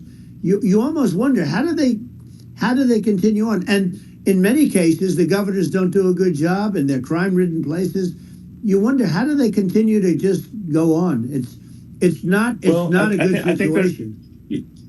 I think the only thing that's going to force some of these states to change is if they risk bankruptcy and they're not getting bailed out by the federal government. Right. Well, That's the only thing that's going to get them to change. You remember the area in California where they had that, where I guess somebody had sticky fingers and they stole a lot of money, and they went into a form of chapter, and it was very nasty for a period of time. But now it's probably the most popular place in all of California. So at some point, something like that may have to happen. But the problem is, you can't penalize people that loan money to the state when you have incompetent people like a Pritzker. Look, the family didn't want him in the family business, and then he ends up being governor of Illinois. So what is he going to be? Is he going to be a great governor? And you have people. I could name every one of them. I got to know every one of these, and some are very good, and some are just horrible. Well, I think that the larger point here, too, as you're saying, like a lot of people are concerned about the economy, a lot of people are concerned about inflation, and inflation is effectively a tax on people that save money, and for people that are working day to day, it's just a form of taxation, and if we can solve the government spending problem, we'll solve the inflation problem, which means people will have a better standard of living, and that's a really big deal. Well, the people that got hurt worst are the people that did it the way they were taught to do it all through, their younger life and their young life and their whole life. The people that saved money, and then they got no interest on their money, and inflation destroyed them. And frankly, they were almost better off if they didn't do anything like that. I mean, those people have been absolutely decimated, and we're going to bring those people back and help those people. We've got to get the prices down. When I look at bacon costing 4 or 5 times more than it did a few years ago. When you look at some of the food products in grocery stores, people they can't believe it. They used to be able to buy a whole cart, and today, a lot of people just don't have the money. They go in and they can't buy anything. They look at it's sticker shock. They call it sticker shock, right? I think it really just comes, like I said, I think it just comes down to really, I guess, two things, which is that if you solve government overspending, you solve inflation, which improves living standards of the average person, and then if you deregulate, like have sensible regulations, so because a lot of the regulations are nonsensical and cause the cost to be extreme for no reason, but unless you've got effective deregulation, like Reagan did a great job on deregulation in the 80s, but it's been 40 years since we had anyone really. During your administration, we made some progress, but I think there's an opportunity to make, radical progress with sensible regulation. And if Elon, those two things, those are the big deals. We set a record. We did more deregulation and more restrictions on all of the different businesses than any other president. Remember, I had the rule for every one we put in, you have to get rid of 10 or 12. And we did radical cuts on all of that. And a lot of that's being put back by this administration. And we did radical cuts on things that weren't necessary.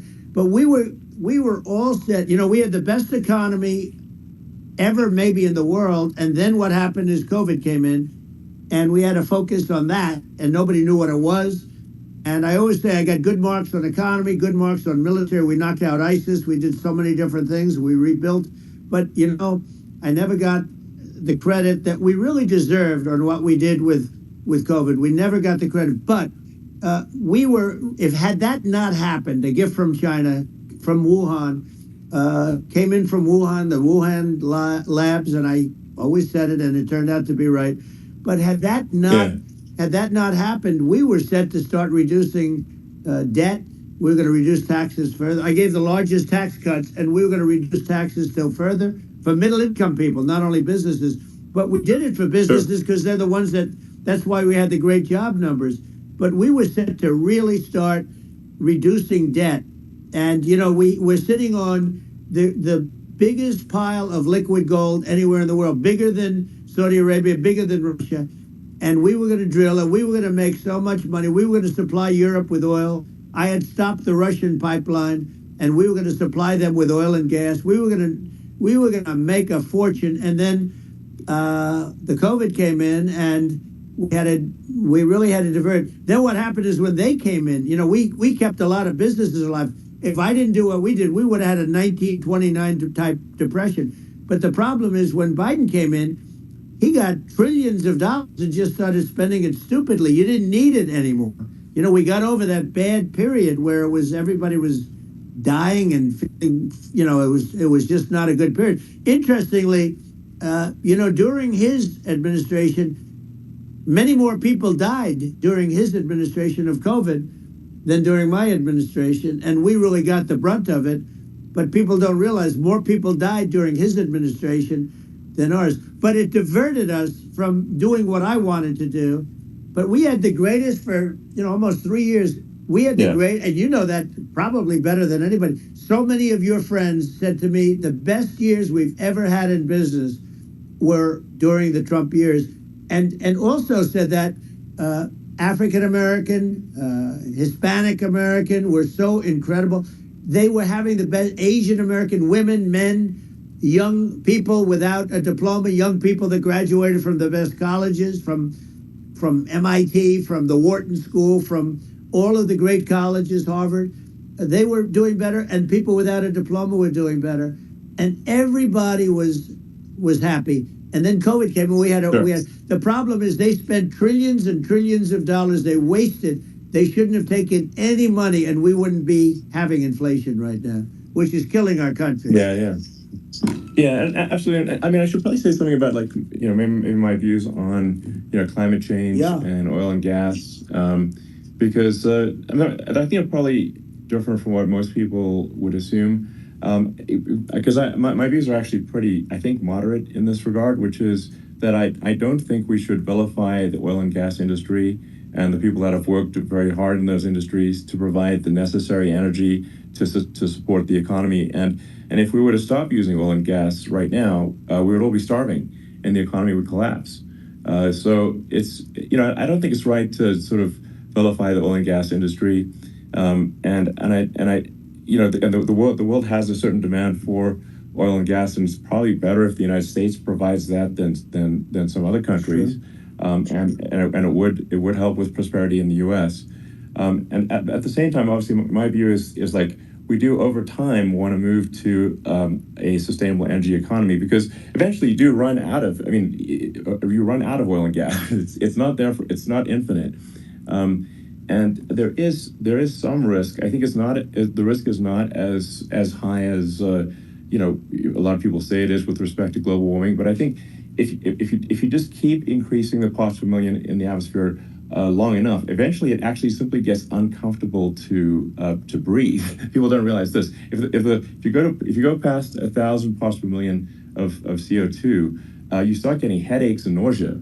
And so we're now in the sort of 400 range. We're adding, I think, about roughly 2 parts per million per year.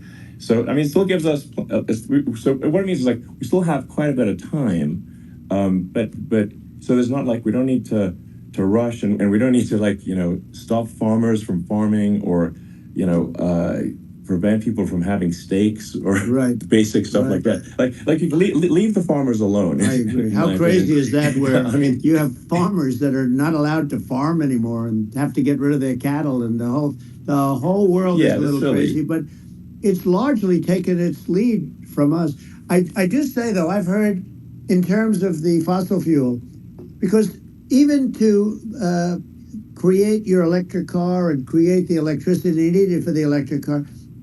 Fossil fuel is what really creates that at the generating plants. And, so you sort of can't get away from it at this moment. I mean, someday you might be able to. But I do hear we have anywhere from 100 to 500 years left. Much of it hasn't even been found yet. Yeah. But there are tremendous, like ANWR. I got ANWR in Alaska approved. Ronald Reagan couldn't do it. Nobody could do it. Everybody tried. Nobody could do it. I got it approved.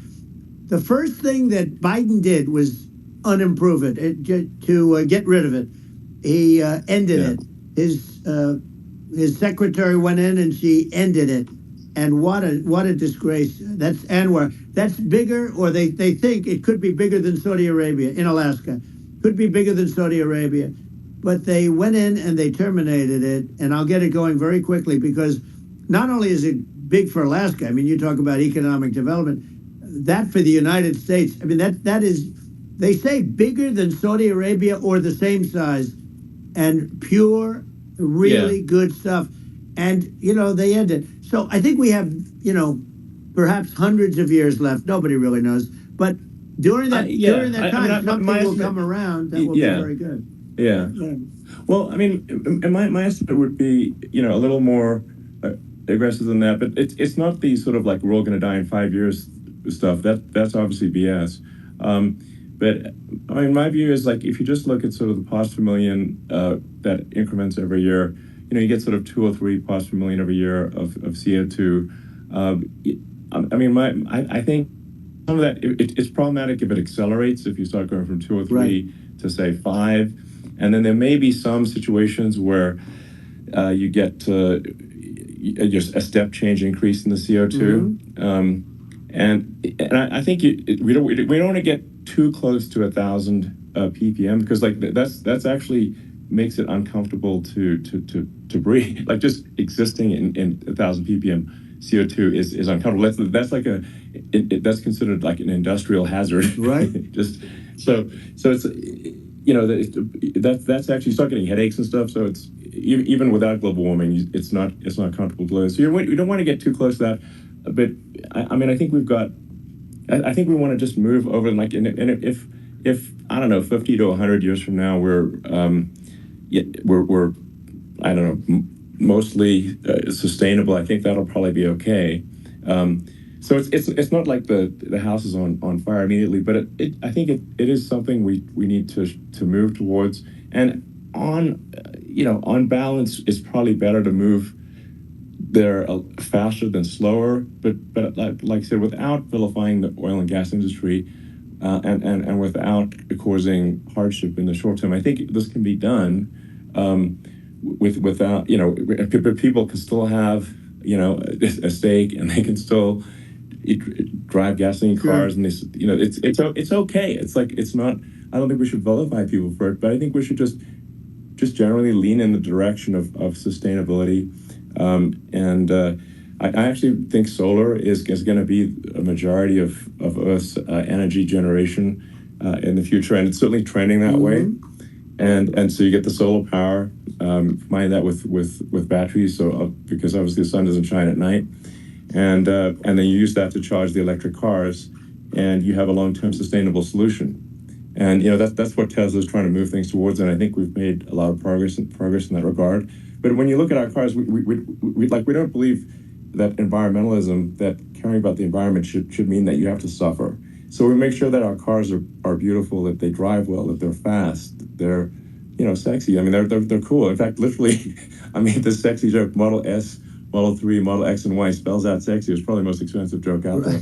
But I don't know, I like cheesy humor, you know. So, but I'm a big fan of, like, let's have an inspiring future, and let's work towards, you know, a better future, and we can do so without demonizing right people. I'm okay. You know, it's very interesting. You use the word global warming, and today they use the word climate change, because, you know, you have some places that go up, and so they were getting themselves in a little trouble with the word global warming, because not every place is warming. Some places are going the opposite direction. But you know, I'm sort of waiting for you to come up with solar panels on the roofs of your cars and on the trunks of the cars, and it just seems like something that at some point you will come up with. I'm sure you'll be the first. But it would seem that a solar panel on the roofs, you know, on flat surfaces, on certain surfaces, might be good. Yeah. At least in certain areas of the country where you have the world, where you have the sun. But I would think, and I have no idea because that's not my world, but I would think that this would be something that would be interesting. But you know, the one thing that I don't understand is that people talk about global warming, or they talk about climate change, but they never talk about nuclear warming. And to me, that's an immediate problem. because you have, as I said, 5 countries. We have major nuclear, and probably some others are getting there, and that's very dangerous. That's where you need a strong American president, because you don't want to have this proliferation. But you have 5 countries and getting more. China is much less than us right now, but they're going to catch us sooner than people think. They're way lower. Russia and us are number 1, and we're sort of tied. And China is far behind, but they're developing at a level that, you're not surprised to hear, very fast. They'll end up catching up, maybe even surpassing. But to me, the biggest problem is not climate change. It's not, and everything's, a problem, but it's degrees. To me, the big problem is the nuclear power. The power of nuclear is so great. And when I talk about I'll prevent World War III, I will. But the truth is that you have to, because this is no longer army tanks going back and forth and shooting at each other. This is a level of destruction and power that nobody's ever seen before. Yeah, and actually, there's the bad side of nuclear, which is nuclear war, very bad side. But there's also, I think, nuclear electricity generation is underrated. You're right. And it's actually, people have this fear of nuclear electricity generation, but it's actually one of the safest forms of electricity generation. It's just a huge misunderstanding. And if you look at the injuries and deaths, caused by, say, I'm not trying to pick on coal mining, but just any kind of mining operation. And there's a certain number of injuries and deaths per year. You compare that to nuclear. Nuclear is actually way better. So it's underrated as an electricity source, and I think it's something that's worth reconsidering. But there's so much regulation that people can't get it done. So that maybe they'll have to change the name. The name is it's a rough name. There are some areas like when you see what happened in bad branding. Right, we'll have to rebrand it. We'll have to give it a good name. We'll name it after you or something. No, it has a branding problem. When you see what happened, it does have a branding problem. When you see what happened in Japan, where they say you won't be able to go on the land for about 3,000 years. Did you ever see that? And in Russia, where they had the problem, where they, there's a lot of bad things happened, and they have a problem. And they say that in 2,000 years, people will start to occupy the land again. You realize it's pretty bad. No, that's not true. But you're right about it. It's amazing. It's actually not that bad. So like after Fukushima happened in Japan, like people were asking me in California, are we worried about like a nuclear cloud coming from Japan? I'm like, no, that's crazy. It's not even dangerous in Fukushima. I actually flew there and ate locally grown vegetables on TV to prove it. And I donated a solar water treatment, a solar powered system for a water treatment plant. And but you haven't been feeling so well lately, and I'm worried about it. No, but I mean, I'm only kidding. It's fine, It's like Hiroshima and Nagasaki were bombed, but now they're like full cities again. So it's really not something that That's right. So it's not as scary as people think, basically. But let's see. I mean, are there some other topics we should touch on? Like lawfare. I think we need to be concerned about what they've done to this country. Obviously, yeah. Well, we just won the big case in Florida. This was a Biden administration did something that's never been done in this country, and that's go after their political opponent, me, with this nonsense and just nonsense. And the big case in Florida we won, but they always pick a judge and a jury, and they use local DAs, they use the local attorney generals. जब world danger में है आता है javelin man ये फेंका ये मारा javelin man इसे एवर रेडी अल्टीमा का लॉन्ग लास्टिंग पावर चाहिए टॉयज से बच्चों की इमेजिनेशन चलती रहती है इसलिए इनकी बैटरी चलती रहनी चाहिए नई एवर रेडी अल्टीमा बैटरी है 400% longer lasting This is Biden. They've never done this before, and they set up a very bad precedent. It's called lawfare, warfare. It's a terrible thing, and never happened in our country. It does happen in banana republics and third world countries, but it's never happened. And the incredible thing is it actually drove my numbers up because people see, fortunately I have a platform like you, or, in all fairness, like a conversation like this, where I can talk about it and people understand. I mean, you fight for election integrity and you end up getting indicted because you're fighting for election integrity. And when the day comes that you can't fight for election integrity, you don't have a country anymore. So what happens is they went after their political opponent, me. Now Biden's, close to vegetable stage, in my opinion. Okay, I looked at him today on the beach, and I said, why would anybody allow him? The guy could barely walk. Why would anybody allow him? Does he have a political advisor that thinks this looks good? He thinks this looks good because it looks so bad, and it's ridiculous. I mean, and he's been doing that for a long time. He can't lift the chair. The chair weighs about 3 ounces. It's meant for children and old people to lift, and he can't lift it.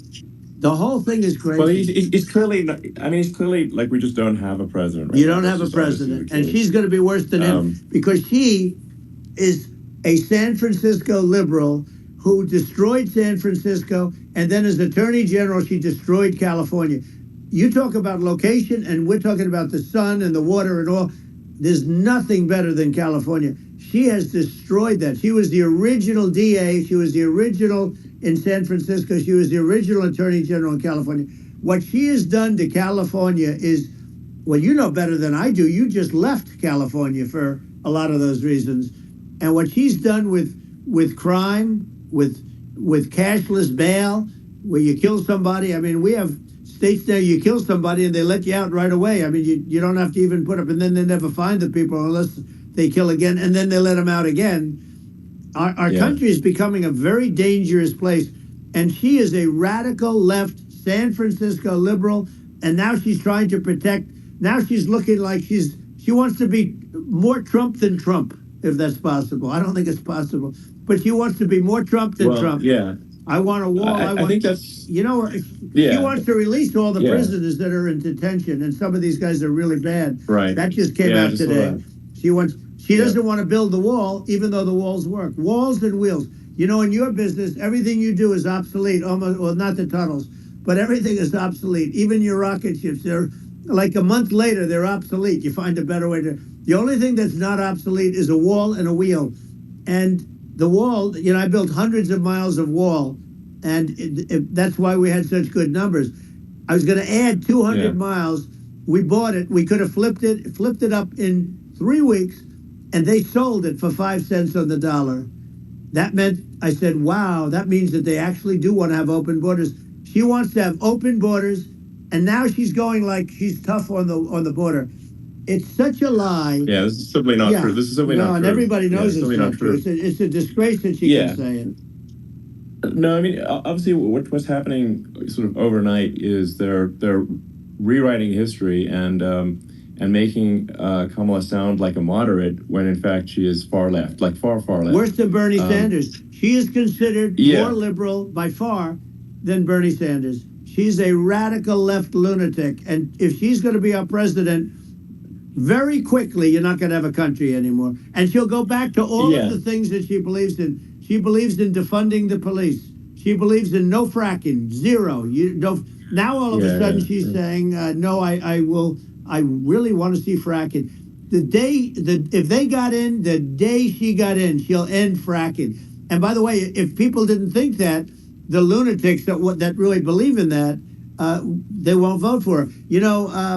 Like the Palestinians and Israel.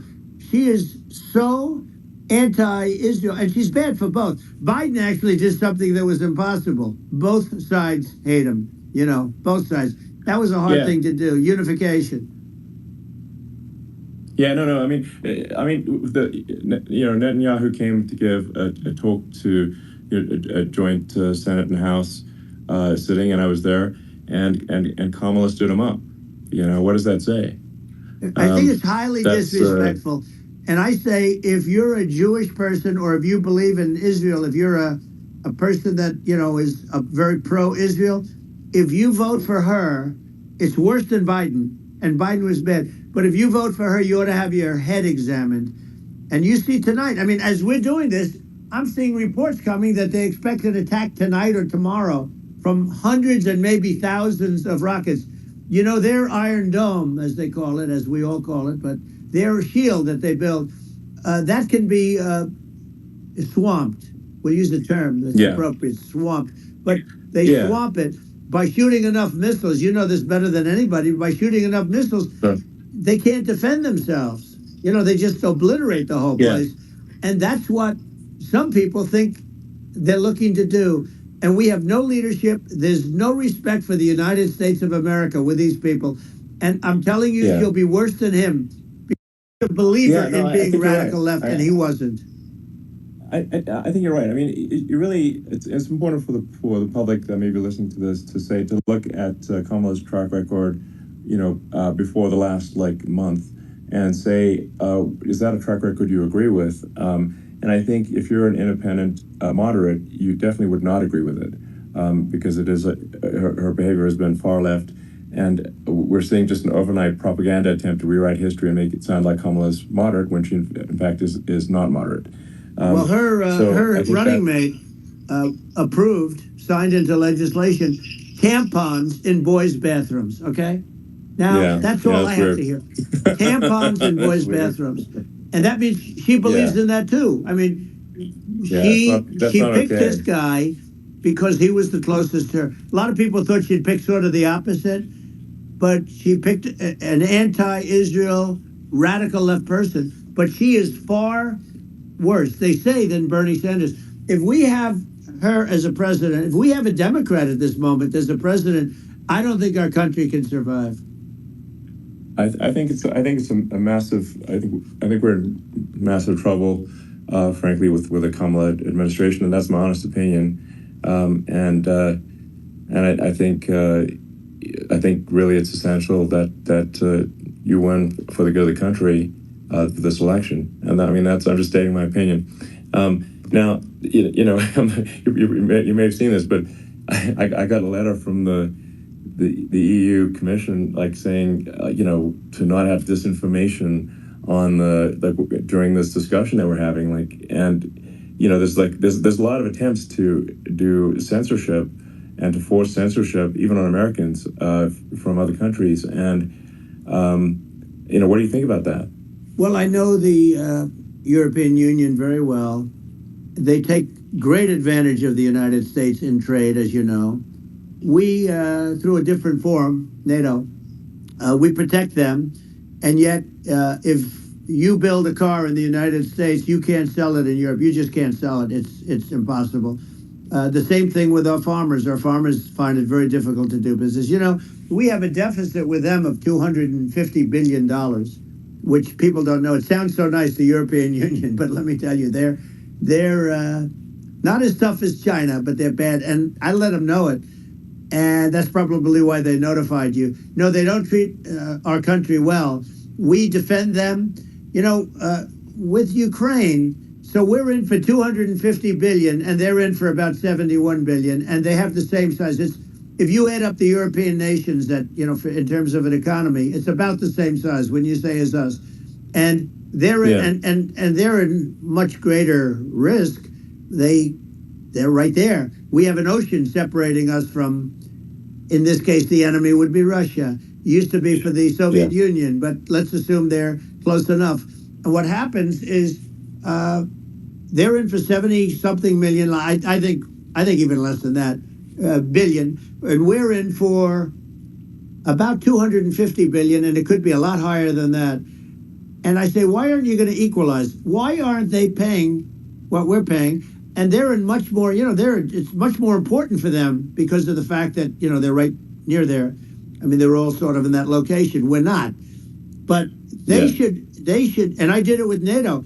There were only 7 countries that were paid up in NATO out of 28 at the time. And the United States the United States was subsidizing NATO, tremendously subsidizing NATO. And I said, I went in and I said, you got to pay up. If you don't pay up, we're not going to defend you any longer. I took a lot of heat, but you know what happened? Billions and billions of dollars came flowing in. And I think a lot of the public isn't aware of the fact that the United States pays a disproportionate share of the NATO expenses. And then we get taken advantage of on trade. So think about it. Well, I mean, the point of NATO is defending Europe, and it's it's like, then, okay, well, why is the United States paying disproportionately more to defend Europe than Europe? That doesn't make sense. That's unfair. And that is an appropriate thing to address. Well, you know, when you talk about so- cost cutting and savings and everything else, I mean, honestly, look, there's nobody that feels worse about the Ukraine situation than I do, because I know it would have never happened. I know Zelensky. He was very honorable to me, because when they went with the Russia hoax and they said I had a phone call with him, he said it was a perfect phone call. It was a great phone call. He could have grandstanded and, you know, said, oh, he was very threatening. He said, no, it was a very nice phone call. I called him up to congratulate him on his win, and you end up getting impeached because these people are lunatics. Yeah. You know, I was talking about the difference from the people within and the enemies on the outside.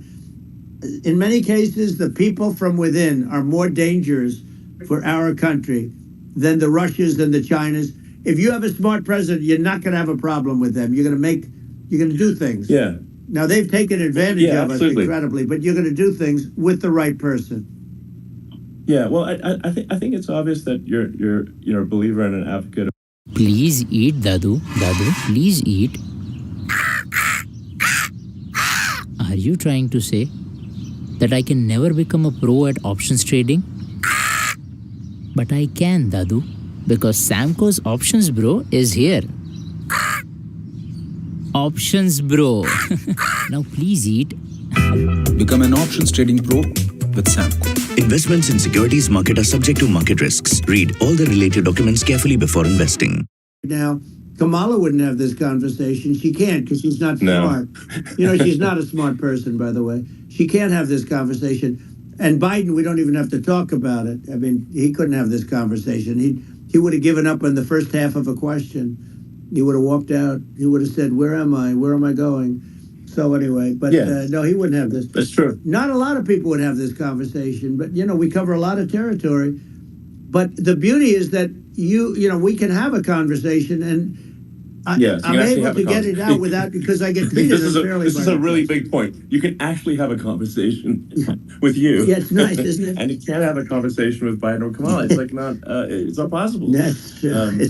So this is like talking to an NPC. No. So it's just impossible. Well, but think of it. We need a man or person who's unbelievably sharp in order to stop all the nuclear danger and all the dangers that I'm talking about. And I got along with all these. You know, I got along with Kim Jong-un. We had dinner. We had everything. And he really liked me, and I got along with him really well. By the way, he's the absolute boss over there. You know, a lot of people said, oh, do you think he really... Yeah, that's for sure. Let me tell you, I saw things that you don't want to know about. He is the boss. But you know, we had a good relationship, and he doesn't like Biden. He considers him a stupid man, he said. He's a stupid man. Well, at least he speaks his mind.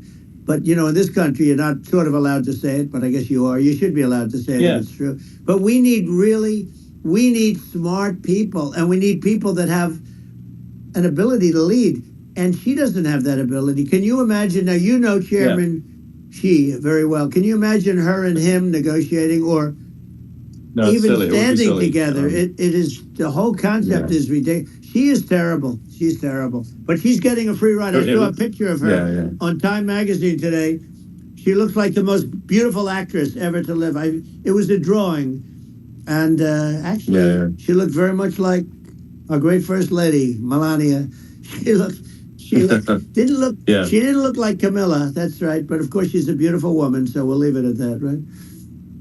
Yeah. Well, you know, maybe like, I think part of what, you know, people in America want to feel excited and inspired about the future. They want to feel like the future is going to be better than the past, and that America is going to do things that are greater than we've done in the past, reach new heights that make you proud to be an American, and excited about the future. They want the American dream back. They want the American dream back more important than anything else. It's like, you don't have that today because the people, they've been just sucked. They see incompetent people running our, you know, the Biden thing is very interesting. People just found him to be incompetent. And when I debated him, I was like, is this for real? It was. Yeah, it was just absurd. But, you know, I think there are, like, you know, some you know, grand projects that we could do. I mean, I think, like, we could build a base on the moon. We could send American astronauts to Mars. We could build high-speed connections that are more advanced than anything else in the world between our cities, so people have fast transport.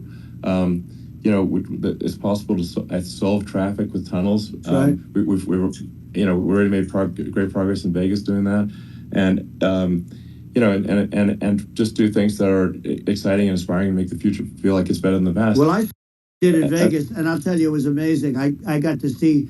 I took a big glimpse at it, and it's incredible. It's incredible, and you could do that all over. You could do that all over. It's deep. Yeah, you don't even need much structure. Assuming you're in the right area. No, it's straightforward. It's amazing. I think we could do some things that like China's got incredible high-speed rail between its cities, but I think it's actually possible with tunnels if with deregulation, with an ability to actually where it's legal to actually do the tunnels. Then you could have high-speed tunnels that are actually better than anything else in the world for high-speed transport between cities, and that would be something that Americans can say, wow, okay, we've got something that's cooler than anyone else in the world. That's the kind of thing that makes you proud to be an American. And much safer than surface trains, where there is a danger there, with crazy people. It's much safer, much better. And it's sad because I've seen some of the greatest trains. I find it fascinating. And I've seen the systems and how they work, and the bullet trains, they call them, I guess. And they go unbelievably fast, unbelievably comfortable, with no problems. And we don't have anything like that in this country, not even close. And it doesn't make sense that we don't. Doesn't make sense. Yeah, and I think also there's, I'm kind of hopping on the excess regulation, but I think something that I think people can generally understand is that what happens with laws and regulations is that there's more and more of them every year, and unless there's a process to clean them up, eventually everything becomes illegal, and that actually it slows down the development of new technologies. I mean, if you take sort of I think there's room for some reform at the FDA for improving the speed with which we approve drugs that could help save lives and improve people's lives. And I worked very hard on that. We got that down to the lowest number ever, and we got therapeutics approved in the FDA that people can't even believe the speed. But I took them on. I don't think they like me too much, but I got things approved in the FDA at numbers that they wouldn't believe. And it's a very bureaucratic group. Actually, it's a fine group of people in many cases. I got to know a lot of them, but I was pushing them really hard for Regeneron, for so many different things that were really pretty amazing. But the FDA takes too long. It's 12 years to get a product approved. I got it down to 4, and I got some things done very quickly. But it's really something that is going to have to be worked on because it takes too long. Just takes too long. Yeah, it just takes too long, and it's you end up in the same with the approval, but it just it takes years instead of something that I think could potentially take months, and that improves people's lives. I think, I just wanted to hop on this point that there has to be an active process for reducing rules and regulations, because otherwise they just keep building up every year, and you get hardening of the arteries, and eventually everything's illegal or takes forever, and then we just ossify as a society. We can't make any progress, and it's a really big deal. Elon, just getting back to the FDA for 1 second, I got something done called Right to Try. This is where you can go in, and if you're terminally ill, you can use a space-age, medicine or whatever it may be. We have the best doctors, the best labs in the world. We really do.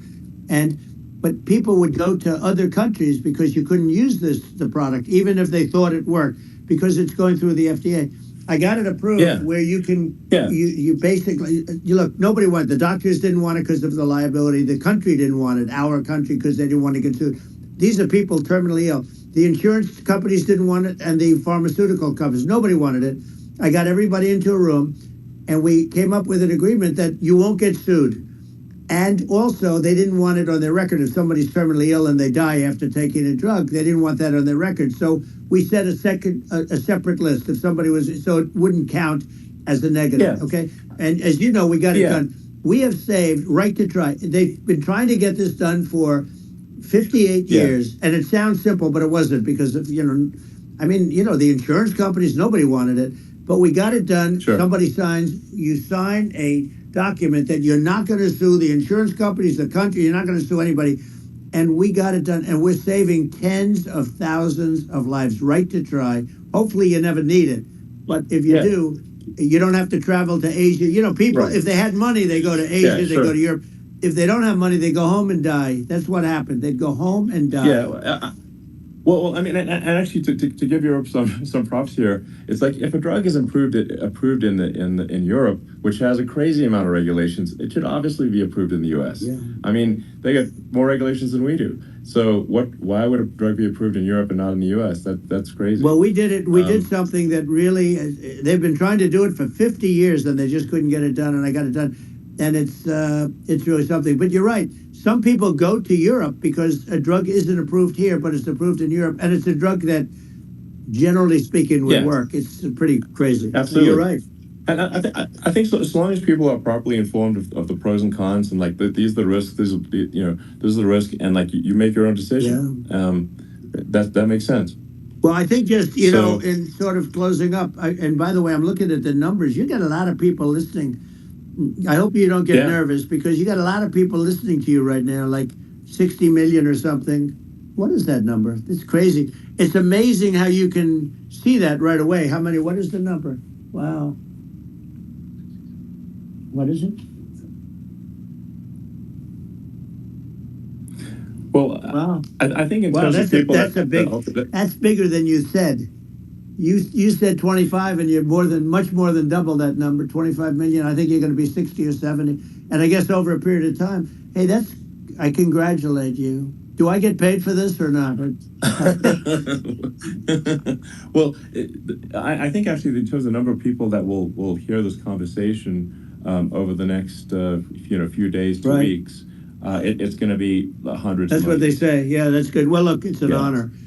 I just asked this: are you better off now, or were you better off when I was president? Nobody's better off now. People, we put out polls on that, and nobody's better off now. Inflation has killed it, and they also feel very unsafe. You look at what's going on with a lot of different things. You look at the riots we had at Yeah. the colleges over. I mean, it's ridiculous, but Right. all of the riots, they just feel unsafe. And now they really feel unsafe because you have a new form of crime. It's called migrant crime. I call it Biden migrant yeah. crime. Maybe I'll call it Well, Kamala migrant crime. But I mean, with all these things, I always try to get to the ground truth by just asking people. And my mom lives in New York, and I was like, Mom, have any of your friends, been attacked or assaulted? And she said, yeah, 3 of her friends in 3 separate Crazy. incidents were assaulted just in recent months, just walking around the streets of New York. And I said, ఓహో ఈరోజు కాలేజీలో ఏదైనా స్పెషలా ఏంటి dress up అవ్వడం కోసం occasion అవసరమా అమ్మా అందానికి అకేషన్తో పని లేదు కదా స్కిన్ అయినా ఆలోచన అయినా ఎల్లప్పుడూ యంగ్గా ఉండండి ये नेपोलियन अलेक्जेंडर जेंगिस को घोड़ों पे बिठाया और हमें एक साथ टी पार्टी में उस मरी का आइडिया होगा लेट देम ईट केक हम भी तो क्वींस लोग हैं मैगजीन बैन कराते हैं और अपने सोशल्स पे डालते हैं I'll invite all the queens. Madam. Look at me. Invite, collaborate, and create together for social media at the speed of social media. I'm coming for you and my arm. देखना इससे inspire होके Martin किताबें लिखेगा Hope he doesn't spoil the ending. Canva, दिल से design तक. and it should be obviously allowing the public to make their own decision about who should be president, as opposed to some legal case. once they start this precedent, because this can go on with the next one, I mean, this is a very bad precedent what they're doing in terms of, going after their political opponent. And that's all it is. It's going after their political opponent. And then you get a judge who's, a strong Democrat, and I'm being nice when I say that, in many cases crooked as hell. But you get a judge and you go into an area where a Republican gets 3 or 4% of the vote, and you'll have a jury pool with people that hate Republicans or hate. It could also be the other way, though, because it could start the other way in areas where they hate Democrats, and you get into a Pandora's box. It's a very dangerous thing for this country, and a very dangerous thing even for the state. New York City is losing. New York City and state lose a lot of business over what they did to me, because these people say, we don't want that to happen to us. That's no justice system. You have an unfair system of justice, and it's costing New York State a tremendous amount of money. People are leaving and companies are leaving, and they won't come back. So, all of that stuff is important. But the economy now is the big thing, and we can turn that economy up so fast, and people are going to be back again. We're going to get rid of inflation. I think there's a lot of opportunity. Right, absolutely. So, and I just want to congratulate you. You've done an amazing job. You have definitely got a fertile mind. We can talk. You and I can talk about rockets. Well, it's kind of you to say. Thank you. Tunnels. We can talk about tunnels and rockets and electric cars. So many things. And now you're into the AI, and that's going to be another beauty, I'll say. So it's an amazing thing you've done, Elon. It's an amazing thing, and I congratulate you. I mean, thank you. And I just say here, here's to an exciting, inspiring future that people can look forward to and be optimistic and excited about what happens next. And that's the kind of future that I think you will bring as president, and that's why I endorse you. Well, I appreciate that. That endorsement meant a lot to me. Not all endorsements mean that much, to be honest. Your endorsement meant a lot. And, we have a phrase, make America great again. It's pretty simple, but it really says that we want to make America great again. And we can do it. We can do it now. But if we were going to suffer another 4 years like we've suffered for the last 4 years, I'm not sure the country can ever come back. That's how bad it is. It's so bad. We have to do a lot of things. I think that's a very real risk. Yeah, it's a big risk. It's a very real risk. Yeah. And it's, I'd just like to note to people listening, like I've not been very political before, and if you look at my record, I've actually been. I'm not like, sometimes they try to paint me as like a far right guy, which is absurd, because I'm like making electric vehicles and solar and batteries, helping them with the environment, and I actually I supported Obama. I stood in line for 6 hours to shake Obama's hand when he was running for president, and so it's not like I'm like some sort of dyed-in-the-wool long-term Republican. I call myself historically a moderate Democrat, but now I feel like we're really at a critical juncture for the country, I think a lot of people thought the Biden administration would be a moderate administration, but it's not, and obviously we're just going to see an even further left administration with Kamala. That's my honest opinion. I mean, her dad is literally. She was brought up as an actual. Her dad is a Marxist economist. You can Google it. I mean, it's not we're not making this up. That's how she was brought up. So, and we want to have a future that is prosperous. And I think we're just at this critical juncture. And I think this is a case of the America. Is going to at a fork in the road, and true. And I think it will take the path to, like you are the path to prosperity, and I think Kamala is the opposite. Then that's my honest opinion. I'm gonna get attacked like crazy, and I've also experienced quite a bit of lawfare myself, but I'm just trying to tell people my honest opinion, and I haven't been really active in politics before, and I'm just trying to point out that my track record historically has been moderate, if not moderate, slightly left, and so this is to people out there who are in the moderate camp to say, I think you should support Donald Trump for president, and I think it's actually a very important junction in the road, and we're in deep trouble if it goes the other way. Well, I want to thank you, and I actually always did think of you as somewhat left. I must say that. So it's even more of an honor to have your endorsement. I know how strong you feel about it. But, when you think of her, San Francisco 15 years ago, I had a great friend, Bob Tish. He said it's the greatest city in America. And now it's almost not livable there. And California likewise. And she was involved in the destruction of San Francisco and the destruction of California. And she will be involved in the destruction of our country if people are so unwise as to elect her. And I hope that doesn't happen. And I hope the elections are going to be run honestly. And We're going to turn this country around. We're going to do things and we can do it fairly quickly. And we have to get rid of the criminals that have been, given to us by other countries as they laugh. They laugh at us. They think we're stupid to accept these people. These are radical, stone-cold killers in many cases and terrorists. And they're in our country by the hundreds of thousands. Yeah. And we have to take them out. Yeah, I mean, if I could summarize it, perhaps, I think these are issues that I think most people in America would agree with, which is that we want safe and clean cities, we want secure borders, we want sensible government spending, we want to restore both the perception and reality of respect in the judicial system, stop the lawfare, and I think that's like, and how are those even right-wing positions? I think those are that's just common sense, and that's I mean, would you agree with that? 100%. I don't understand. The whole, they call it progressive. They don't like the word liberal anymore, but call it liberal or progressive. I don't understand how somebody could say that it's okay for them to empty prisons into our country. And again, I told you their crime rates all over the world are going way down, which makes sense. In fact, the next time what we'll do is if something happens with this election, which would be a horror show, we'll meet the next time in Venezuela because it'll be a far safer place to meet than our country, okay? So we'll go, you and I will go and we'll have a meeting and dinner in Venezuela because that's what's happening. Their crime rate's coming down and our crime rate's going through the roof, and it's so simple. And you haven't seen anything yet because these people have come into our country and they're just getting acclimated. And they don't know about being politically correct law enforcement or lack of law enforcement.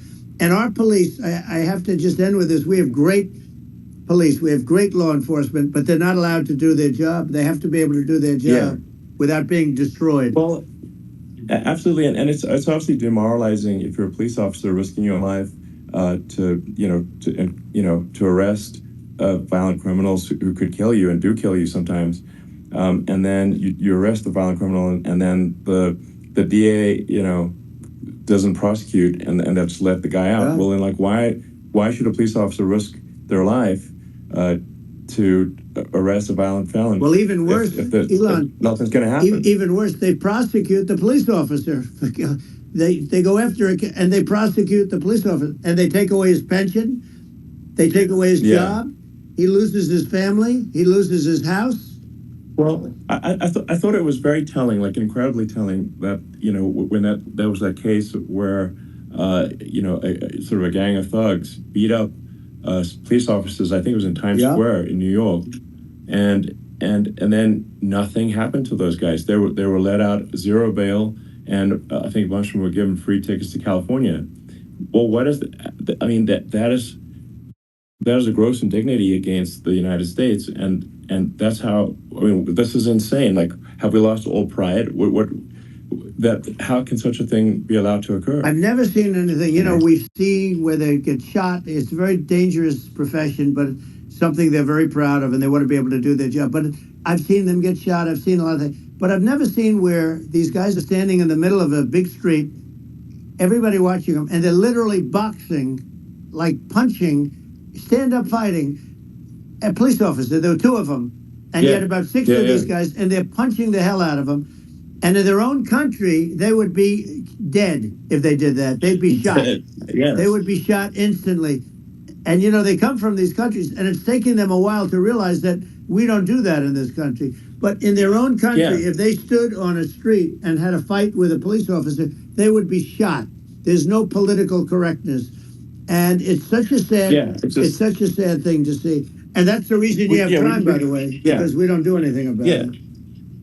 Yeah, we just cannot have a situation where our police officers are beaten up on camera by a gang of illegal immigrants, and then nothing happens to the guys that beat up the cops. I mean, and they're let out. This is unacceptable. Well, we're going to change it, and we're going to get them out of the country. When I first got involved, they said you couldn't get them back to these countries. You couldn't take them back. In the case of Guatemala, Honduras, El Salvador, some others, you couldn't get them back. And I said, really? Oh, you can't get them back? Because under Obama, he couldn't get them back. They'd fly him in, and they'd put planes on the runways in these countries so you couldn't land the plane. They'd bring them back.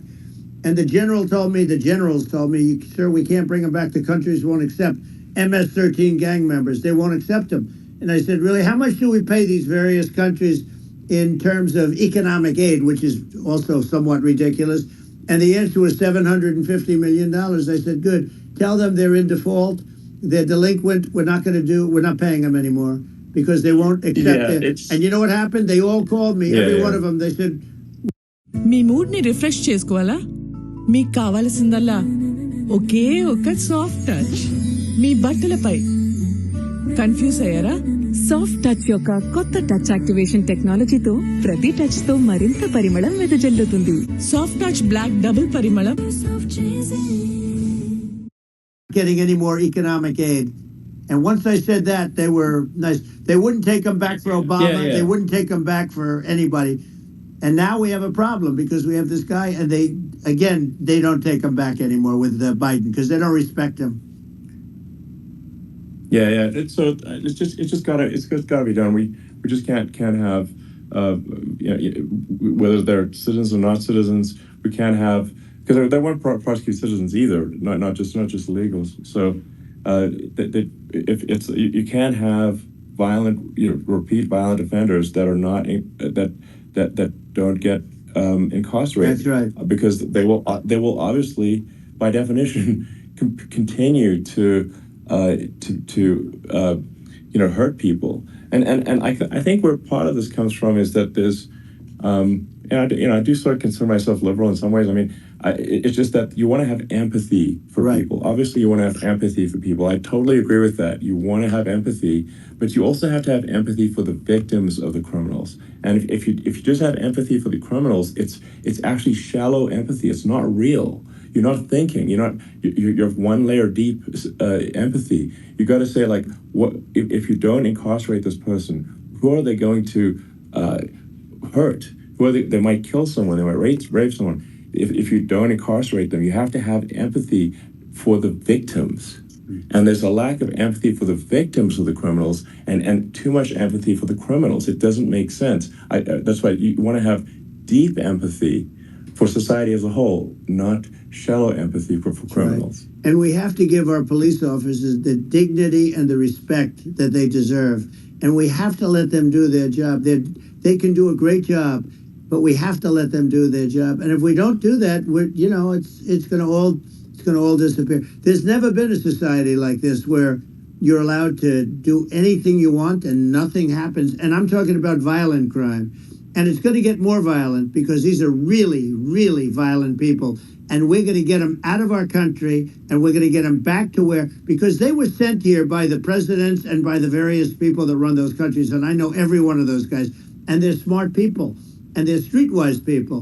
And they really think that the USA is stupid. They think we're run by stupid people, and they happen to be right. But when I was there, we had no problem. We got them out. We took out thousands of MS-13 gang members. We brought them back. And now, again, it's the same old story. We don't do it. And they actually gave them a big increase in aid. They raised it up to billions of dollars, and they get nothing for it. So, I hope everybody's going to vote for Trump, and we're going to get this country straight. Yeah. And I didn't need this. I didn't need this. I had a very nice life. I didn't need to go through court systems and go through all the other stuff and run at the same time. I have to run. I have to go through fake trials with, in some cases, corrupt judges, totally corrupt judges. I didn't need it. I had a nice life. I have great locations. I have beautiful oceans that I have places. But I felt it was important. And if I had to do it over again, you probably think I'm crazy for doing it, actually. But if I had to do it over again, I would have done it over again because this is so much more important than me or my life. We're going to save this country. This country is going down. And these people are bad people that we're running against, and they're liars. They make statements. They do things that are so bad. They say they're going to make a strong border. They say they've been great on the border, and they've been the worst in history. They say they're going to stop crime. The facts speak for themselves. It's so incredible. Speak for themselves. Like it's got to the point where people just don't even bother reporting crime in a lot of cities because they know nothing is going to happen. That's what I hear anecdotally from people all the time. So, it's just, my values, I'm just saying to people out there, like the things I think are important for the future is like, we've got to have safe cities, we've got to have secure borders, we've got to have sensible spending, and we've got to have, deregulation. And so we can have a prosperous future. And then we want to have some exciting, sort of moonshot projects that people can get fired up about. And, that's the future I'm looking for. And, I'm pro-environment, but I'm not against. I'm not like I don't think we should vilify the oil and gas industry because they're keeping civilization going right now, and but I do think we want to move at a reasonable speed towards a sustainable energy economy. Those are my values, and I think so I mean that's why I'm supporting you for president. Well, so. I appreciate it. We're going to give incentive to companies to come into our country, not to leave our country. We're going to be giving tremendous incentives. We want companies to build here, not to build in other locations, and we want to create jobs. And again, it's about the American dream. You don't hear about the American dream anymore, Elon. You don't hear. You're the American dream in the truest sense, but you don't hear about the American dream anymore, and you're going to hear about it. People, they need that incentive to go out and do it, and they're going to love their lives. I mean, they're going to look forward to getting up in the morning and going to a job that they love, not a job that they can't stand, or not any job at all where they have no money, where they literally have no money, and then they end up with violence and lots of other problems. No, we're going to do some great things, and I learned a lot in the first. We had a great economy and all of that. We rebuilt the military, we did so much, but I also learned the best people. I learned the good people, the smart people, the dumb people, the people that can do things. The people, you learn. When I first came in, I tell people I was in Washington, D.C. only 17 times, according to the fake news media. I was in 17 times. I never stayed over.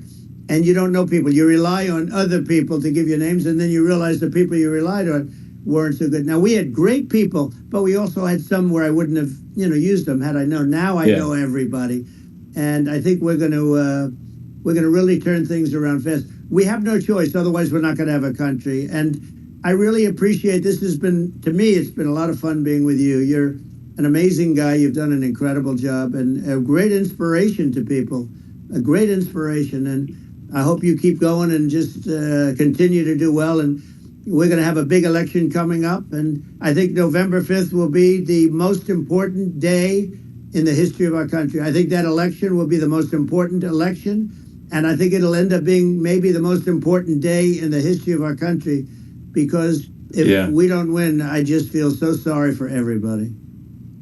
No, I think we're at a fork in the road of destiny of civilization, and I think we need to take the right path, and I think you're the right path. So I think that's what it comes down to. Thank you very much, Elon. It's a great honor, and we'll do it again sometime. And it's been really fun, and I hope you got a lot of viewers. I hear you got a lot, but I hope you got a lot.